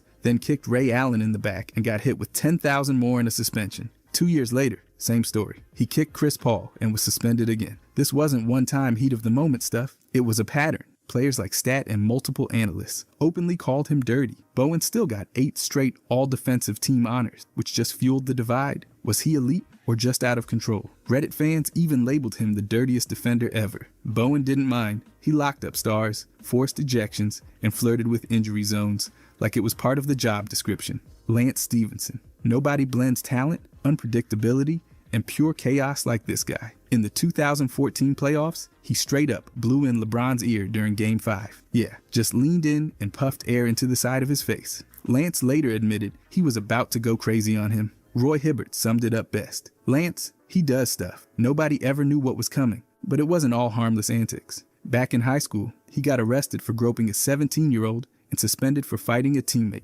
Then in 2010, he was charged with pushing the mother of his child down the stairs. The case got dropped, but it followed him into the league. Fast forward to 2025. Big 3 debut. Lance and Dwight Howard ended up in a brawl so wild, it spilled into the crowd. Headlocks, chaos, ejections, the whole deal. And just recently, a fan mocked that old LeBron earblow stunt in a nightclub. Lance said he was about to go crazy on him, then pulled back and called the guy nuts. From viral weirdness to violent flare-ups, Lance never dialed it down. He just played and lived on the edge. Sebastian Telfair, once hailed as the next big thing, he turned his career into a full-blown case study in derailment.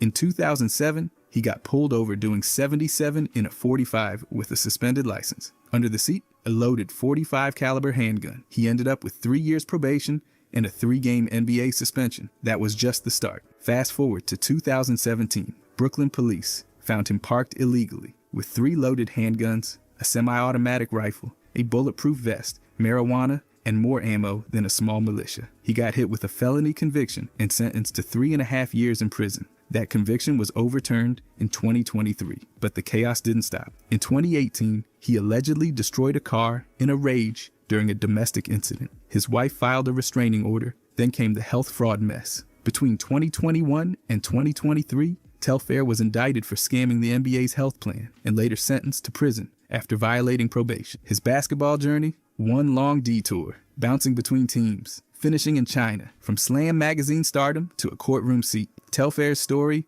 is volatility in motion. Victor Wembanyama. At 22 years old, Wemby leads the entire NBA in blocks per game at 3.1, and he's doing that while also averaging 25 points and 11.5 rebounds a night. He's the only player in the entire NBA this season combining 25-plus points, 11-plus rebounds, and 3-plus blocks per game. And that combination has almost no historical precedent at any position.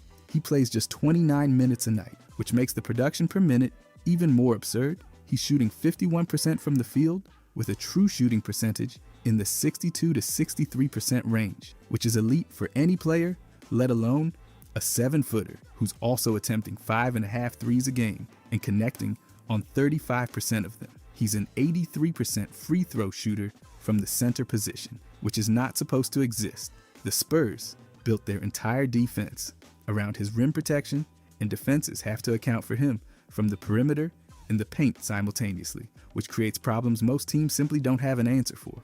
His net impact sits in the plus 122 range this season. He's a finalist for both MVP and Defensive Player of the Year in 2026. If he wins MVP, he'd be the youngest player in NBA history to do it. Year 3, and he's already operating at that level. There's no comparable developmental arc for what he's doing right now, and the scariest part is he's still getting better. Cooper Flagg, 19 years old, 65 starts, 33.8 minutes per game. That's the immediate context for everything Flagg's doing this season, because the production only makes sense once you understand the workload he's been handed as a teenager. He's putting up 20.8 points, 6.6 rebounds, and 4.5 assists per game, shooting 47.2% from the field and 81.6% from the free throw line as a 6'8" forward who functions as a primary initiator at times throughout the season. 4.5 assists per game from a 19-year-old forward is genuinely rare at any level, and he's doing it in real starter minutes against real NBA competition every night. In matchups, specifically against Wembanyama this season, he averaged 22.3 points, 6.5 rebounds, and 3.3 assists, which shows he's not padding stats against weaker competition and can scale against the best player in the world. He's a Rookie of the Year finalist. He plays both ends, generates steals, and contests shots at the rim. The Luka and LeBron comparison in terms of archetype isn't an exaggeration. It's literally the profile. Primary creator forward who can score, pass, and defend. He fits the exact mold the modern NBA is trending toward. A big versatile wing who can create offense and guard multiple positions without being a liability anywhere. He's doing it at 19 years old with a development runway that's almost uncomfortable to think about. Anthony Edwards, 24 years old, and already one of the 3 best scorers on the planet. Edwards is putting up 28.9 points per game this season, shooting 48.9% from the field and 79.6% from the free throw line with a net impact of plus 127, which is among the best marks in the league. He's adding 5 assists and 3.4 rebounds per game on top of that scoring load with just 2.8 turnovers. For someone carrying this level of usage as Minnesota's primary engine, he creates off isolation, pulls up from distance, and attacks the rim in transition with equal effectiveness, which makes him genuinely difficult to game plan against. He's a Clutch Player of the Year finalist in 2026, which tracks because he's the primary closer and late game scorer for the Timberwolves in every tight situation. The scoring efficiency at this volume is rare and hard to sustain, and he's sustaining it. Near 29 points per game while shooting close to 49% from the field isn't a one-year breakout. It's a profile that's been trending upward since he entered the league. At 24 years old, he's already operating at all NBA level production and entering what should be the absolute peak of his athletic prime over the next several seasons. He's the face of a franchise, one of the best scorers in basketball right now. And based on every available indicator, he's still not at his ceiling yet. By the way, if you guys want to subscribe, I'm going to be posting every day. Thanks. Anyways, Cade Cunningham, second in the entire NBA in assists per game, averaging 30 points per night at the same time. Cunningham's doing both simultaneously this season, putting up 30.5 points and 9.9 assists per game, while shooting 51.4% from the field and 34.2% from three on real volume. He's one of the very few players in league history to combine 30-plus scoring and near 10 assists in the same season. And he's doing it while converting over 81% from the free throw line and logging 33.9 minutes across 64 starts as Detroit's full-time offensive engine. His offensive rating sits at 117 against a 105 defensive rating, a plus 12 differential that reflects how much he personally elevates what the Pistons are doing offensively. The turnover rate is 3.7 per game, which is high, but that's entirely a function of how much creation responsibility he's carrying on every possession. He's running pick and roll, isolation, and kick-out offense as the primary initiator on nearly every half-court set Detroit runs. His assist totals also put him among league leaders in double-doubles, generated through points and assists combined. The 6'6" guard archetype with this level of playmaking and scoring volume is exactly what modern NBA offenses are being constructed around, and Cunningham's already operating at the top tier of that profile while being the sole reason Detroit's offense functions at all on a nightly basis. Concanuepo, 81 games, 80 starts, 63.3% true shooting. Those three numbers tell the entire story of what makes Canuepo's rookie season so interesting from a future standpoint. He's putting up 17.1 points per game at a 59.2% effective field goal percentage, and he's doing it at a 16.6% usage rate, meaning he's generating that scoring output as a secondary option rather than a primary creator. That's the profile. His turnover rate is 9.6%, one of the cleaner marks for a scoring wing in the league this season. He's operating as a connector scorer, shooting efficiently off the catch, moving without the ball to create high-value attempts, and making strong shot selection decisions rather than forcing volume or creating off the dribble unnecessarily. His value metrics show up in net points and wins above replacement leaderboards across the league this season. The reason this profile matters for the future is that efficient wings who don't require possession dominance are genuinely premium pieces in winning systems. He fits alongside stars without reducing their effectiveness, doesn't force usage, and just converts at an elite rate when he gets his looks. 63.3% true shooting as a wing who plays 80-plus games is not a small sample size anomaly. That's a real sustainable offensive profile at a young age, and the modern NBA is built around teams finding exactly this kind of efficient, low-maintenance, high-output scorer who can slot in next to anyone. Denny, 20.3 points per game, 66 starts, 2,199 total minutes. Those numbers represent a full season of Denny operating as a legitimate primary scoring option rather than just a versatile secondary piece. And the efficiency held up the entire way through. His true shooting sits around 60% at this scoring volume, and his advanced metrics rank him among the top tiers of forward impact across wins above replacement models this season. In a single game against Detroit, he put up 35 points, 9 rebounds, and 7 assists, which gives you a snapshot of the ceiling. But the sustained production across the full season matters more than any individual performance, and the full season shows a player who's expanded from a complementary role in previous years into someone who can carry offensive responsibility on a nightly basis. His multi-category production, alongside the scoring, 8+ rebounds and 5+ assists in high-level game samples, shows he's not just adding points to his line. He's doing it while contributing everywhere else simultaneously. At 6'9", he guards multiple positions, switches onto guards and forwards without giving up size advantages, and fits the positionless model that modern NBA rosters are being constructed around. The trajectory here is a two-way forward who keeps expanding his offensive role without sacrificing the defensive versatility that made him valuable in the first place. That combination is exactly what teams are hunting for in every draft and every trade, and Denny already has it at 24 years old. Tyrese Maxey, the fastest player in the NBA, isn't just fast in a straight line. Maxey's leading the entire league in fast break points at 5.7 per game this season, and that's only one layer of what he's doing as Philadelphia's full-time offensive engine. He's putting up 29.1 points and 6.8 assists per game, shooting 46.2% from the field and 89.1% from the free throw line, with a true shooting percentage of 59.1 at a usage rate around 30%. That efficiency at that volume is legitimately rare for a guard in any era. His assist percentage has climbed into primary point guard range this season, above 30% involvement, reflecting genuine playmaking growth rather than just shot creation. In tracked sample matchups, he's put up 30 points and 8.8 assists against Jaylen Brown and 36 points with 7.8 assists against Amen Thompson, showing he produces at that level against elite competition specifically.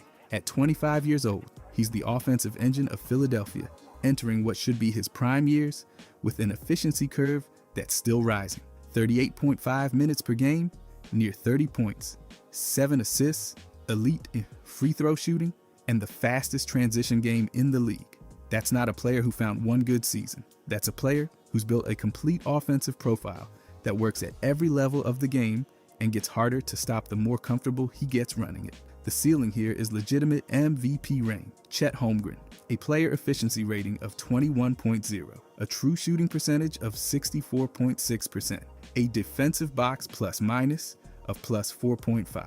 Those numbers from a 23-year-old center are not role player numbers. They're legitimate all-star caliber impact numbers. And Holmgren producing them as a full-time starter on one of the best teams in the Western Conference. He's posting around 2.1 blocks and 1.7 steals per game, which is an unusual combination because most rim protectors don't generate steals at that rate. His defensive win shares sit at 4.1, and his total win shares for the season are 8.5. He's shooting 31% from three as a stretch big, finishing efficiently at the rim within Oklahoma City's ball movement system, and making low turnover decisions in an offense that doesn't run through him as the primary initiator. His overall box plus minus is plus 3.8, reflecting genuine two-way impact rather than just defensive or offensive value in isolation.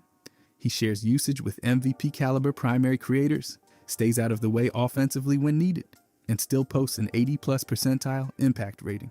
The archetype he represents, a shot, blocking, floor spacing, mobile center who can defend in space and finish above the rim, is the most sought after big man profile in the NBA right now. Holmgren's producing it at a statistically elite level at 23 years old on a team that's winning at a high level because of contributions exactly like his. Amen Thompson, 7.8 rebounds per game from a guard. That's the first thing that has to be established before anything else, because everything about Thompson's profile gets more impressive once you understand the position he's doing it from. He's a backcourt player, putting up forward-level rebounding production on a sustained, season-long basis, while also generating 17.9 points and 5.3 assists per game and shooting 52.7% from the field. His impact metrics sit in the +5 range in advanced models, and his defensive percentile ranks in the 90th percentile range across the entire league, reflecting how much he's disrupting offenses and covering multiple positions on every defensive possession. He's guarding point guards, wings, and forwards in the same game because his 6'7" frame and elite explosiveness allow him to match up across the positional spectrum without getting exposed. His 52.7% field goal percentage comes almost entirely from rim pressure, cuts, and transition finishing, rather than perimeter shooting, meaning those are genuinely efficient attempts on high-value shots. The near 18, 8, and 5 stat line at 23 years old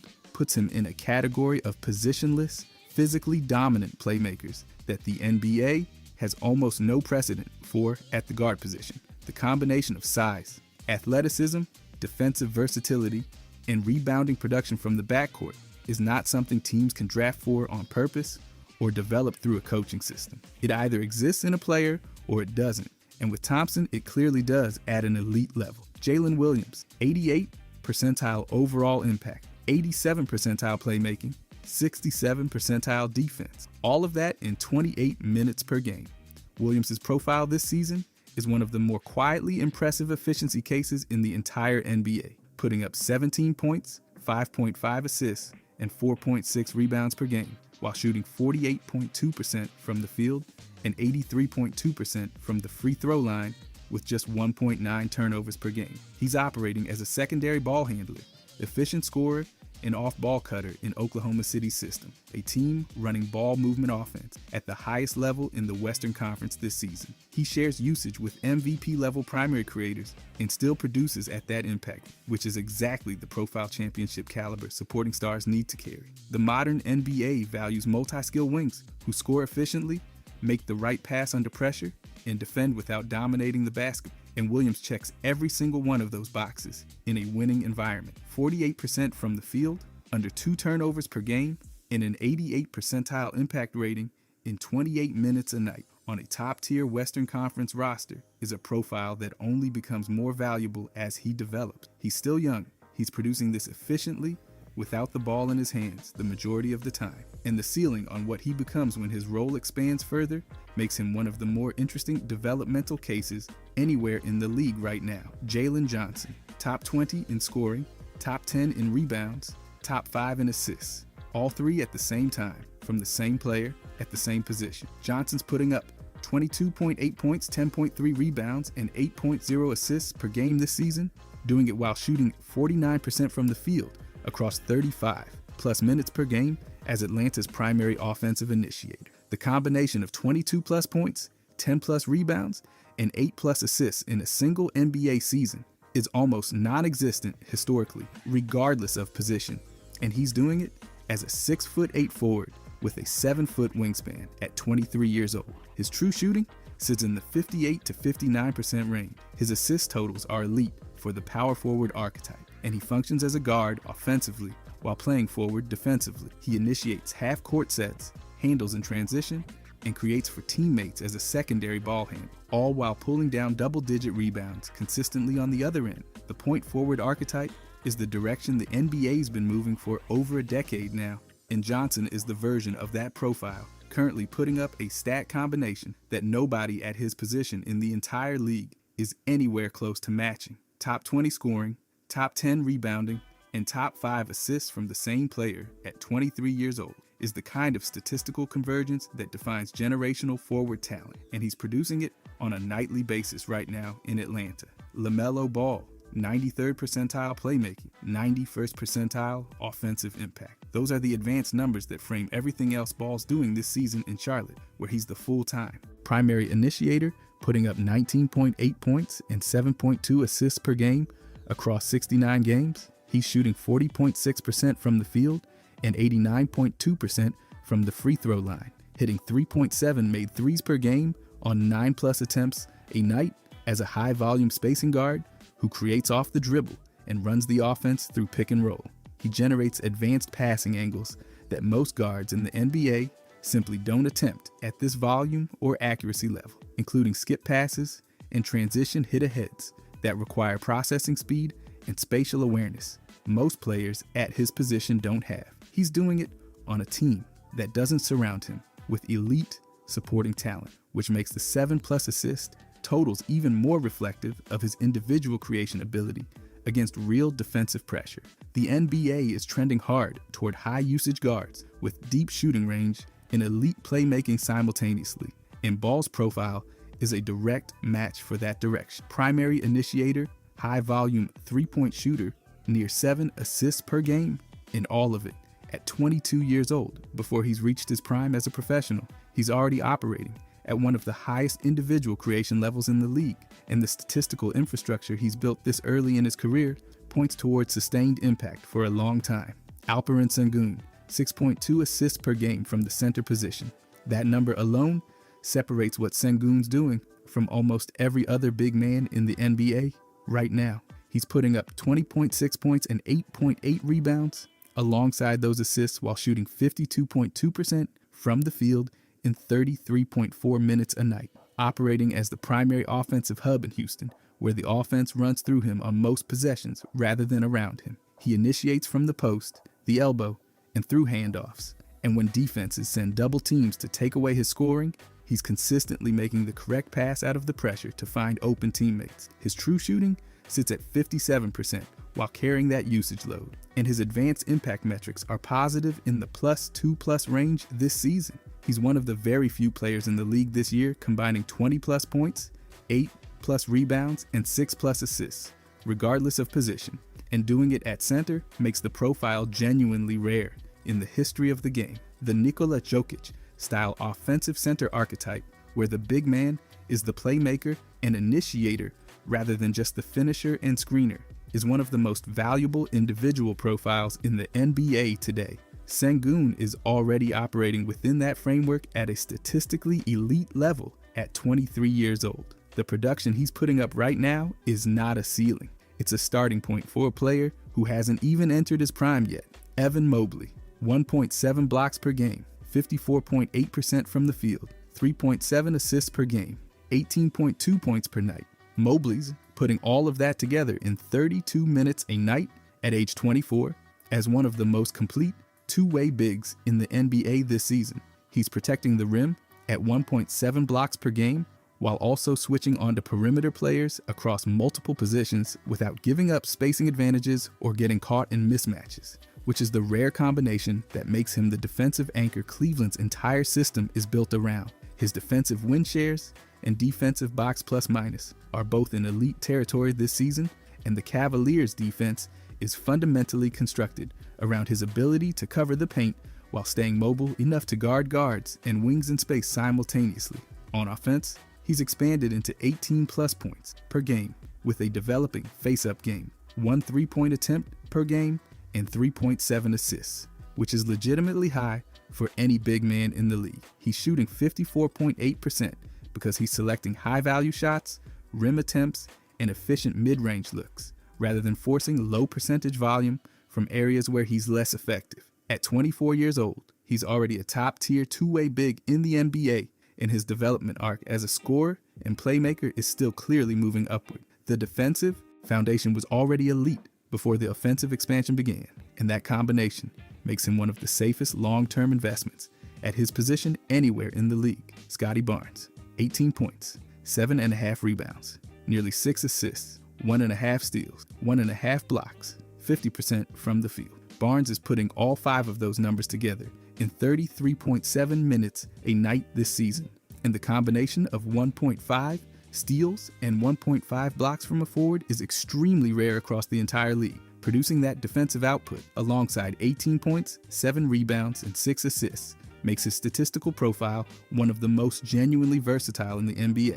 Right now at any position, he's operating as a point forward and primary initiator in Toronto, creating offense through transition reads and half-court sets, while also guarding guards, wings, and forwards, depending on the matchup and defensive assignment. His usage spans multiple roles simultaneously: scorer, facilitator, and primary defender, without needing to dominate any single one to have a meaningful impact on the game. The fact that he doesn't rely on high-volume scoring to matter is exactly what makes his profile translate across different team contexts and roster builds. He can elevate a team as a primary option or fit into a supporting structure around a star without losing effectiveness in either direction. At 24 years old, he's already one of the most complete statistical profiles in the NBA, contributing in every major category at a level most players can't reach, in 2 or 3 of them, let alone all 5, simultaneously. The floor for what he is as a player is already extremely high, and the ceiling is still being determined. Franz Wagner, 128 games alongside Paolo Banchero,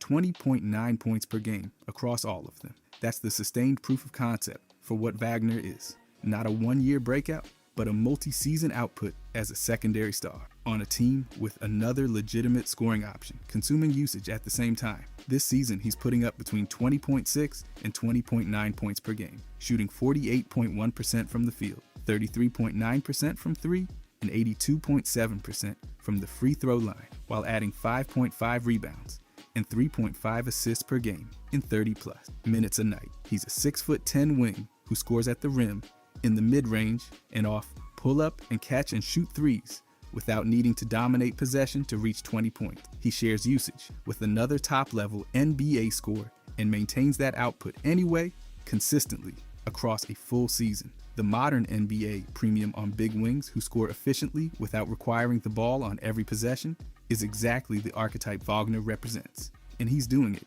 at real scale against playoff-level competition rather than in a low-leverage situation. Sustained 20-plus point production as a secondary option at 6'10" is a profile that ages extremely well as the game continues moving toward size, versatility, and efficient scoring at every position. He's 23 years old, he's already there, and the role is only going to grow. Jalen Duren, second in the Eastern Conference in player efficiency rating, 26.3. That's the headline number for Duren's season, and everything else reinforces it. He's shooting between 67 and 68% true shooting, which puts him in the elite tier of big man efficiency in the entire league. And he's generating that production in 27.6 minutes per game across 60-plus games. His production comes almost entirely through dunks, layups, and pick-and-roll finishes, meaning every field goal attempt he takes is a high percentage, high-value shot rather than a low-efficiency perimeter attempt inflating his volume. His per 36-minute rebound production ranks among the top tier of centers league-wide, and his physical profile at 6'10" and 250 pounds with elite vertical ability makes him one of the more physically dominant interior players in the NBA at his age. He anchors the paint defensively, provides rim deterrence on a consistent basis, and functions as a drop big covering pick and roll actions without requiring a complex defensive system. Around him, a player efficiency rating of 26.3 on limited minutes reflects extremely efficient production per possession, meaning every minute he's on the floor, he's generating value at a rate that outpaces most starters in the Eastern Conference. The archetype he fits is exactly what contending teams hunt for at center. Finish efficiently, rebound at a high rate, protect the rim, and don't need heavy usage to impact the game. He hasn't reached his prime yet, and he's already second in the conference in efficiency. Paolo Banchero, 25.9 points per game the season before, 22.2 this year, 72 games, 34.8 minutes a night. Banchero's been one of the NBA's primary offensive engines for multiple seasons now, not just one breakout year, and the sustained volume is what separates his profile from younger players still establishing themselves. This season, he's shooting 45.9% from the field and 30.5% from three, while adding 8.4 rebounds and 5.2 assists per game as Orlando's full-time first option. His scoring percentile sits at 77, and his playmaking percentile at 72 across the entire NBA, and 5+ assists per game from a forward of his size, who's also the team's leading scorer, is genuinely rare at any level. He initiates offense from the top of the key, the elbows, and the post, meaning defenses can't load up against one specific area to take him out of his comfort zone because he creates effectively from everywhere. He's a 6'10", 250-pound forward who handles the basketball with guard-level fluidity and shoots, passes, and finishes in equal measure. At 22 years old, he's got multiple seasons of 20+ point production already on his resume, while functioning as the undisputed primary option on a team that's built its entire offensive identity around his ability to create. The combination of size, ball handling, shot creation, and playmaking volume from the forward position is exactly what teams spend years trying to develop and rarely ever find at this age. Stephon Castle,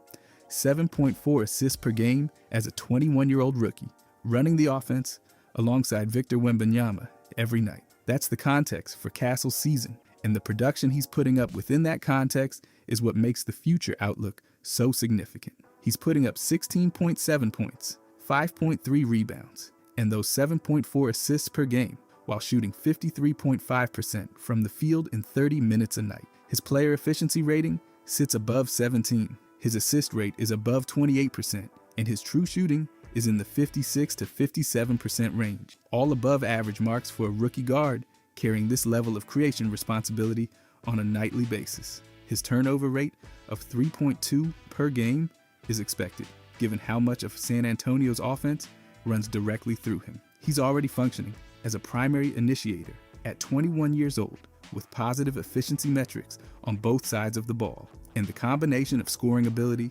playmaking volume, and guard size fits exactly what modern NBA offenses want. Running their half-court sets next to a dominant big. Running an NBA offense as a 21-year-old next to the best player in the world and producing 7+ assists per game with above-average efficiency isn't something most rookies are capable of doing. Castle's doing it while also contributing 16 points per game as a genuine secondary scoring option. The developmental runway ahead of him is significant, and the foundation being built in year one is already ahead of where most guards are at this stage. Keontae George, a player efficiency rating of 18.8, an estimated wins added of 7.1, a true shooting percentage of 60.9%. Those are the three numbers that define what George is doing in Utah this season at 22 years old, carrying primary creation responsibility on a rebuilding team without an established star next to him, and still producing above average efficiency metrics across the board. He's logging 33 minutes per game as the full-time primary ball handler, operating as a late clock creator and high usage guard who runs pick and roll, initiates isolation sets, and carries the creative burden on most possessions. His assist percentage is above 21%, reflecting a legitimate playmaking role rather than just volume shooting, and he's scoring across three levels with pull-up threes, off-dribble mid-range attempts, and rim pressure. For a 22-year-old guard to be generating positive wins, added an above-average efficiency metrics while playing that role on a team without established star help is a meaningful individual indicator. Most young guards in this situation either produce big numbers at low efficiency or produce efficiently in a low usage role. George is doing both at the same time, sustaining 60.9% true shooting while absorbing heavy possession volume, which is the combination teams want to see from a guard they're building around long term. The role he's in is difficult, and the numbers he's putting up within it point toward a significant player as the roster around him develops. Brandon Miller, 38% from three, 88% from the free throw line, 20+ points per game. By his second or third NBA season, Miller's already operating as a legitimate primary scoring wing, and the shooting splits are what make the profile genuinely premium. He's putting up between 20.4 and 20.7 points per game this season at age 23, shooting 43% from the field overall and connecting on 38% of his three-point attempts on real volume in 30 minutes a night. His true shooting sits at 57%, and his player efficiency rating is above 17, with a value added above 141 this season. He's a 6'9" scoring wing who generates offense through pull-up threes, off-screen movement, and shot creation both on and off the ball without needing a dominant possession load to reach 20 points per game. He does it with defensive attention already factored in, because defenders know exactly what he is at this point. 38% from three on volume as a 6'9" wing who can play both on ball and off ball is one of the most premium offensive profiles in the modern NBA. And Miller's producing it before his 24th birthday. He reached 20+ points per game by year 2 or 3, which puts his development timeline ahead of most wings who eventually become legitimate offensive weapons at this level. The size plus shooting combination is not something teams can manufacture, and Miller has both of them working at a high level simultaneously right now. If you enjoyed this, I'm going to be posting a lot here. I would greatly appreciate it if you could subscribe. Thanks for watching.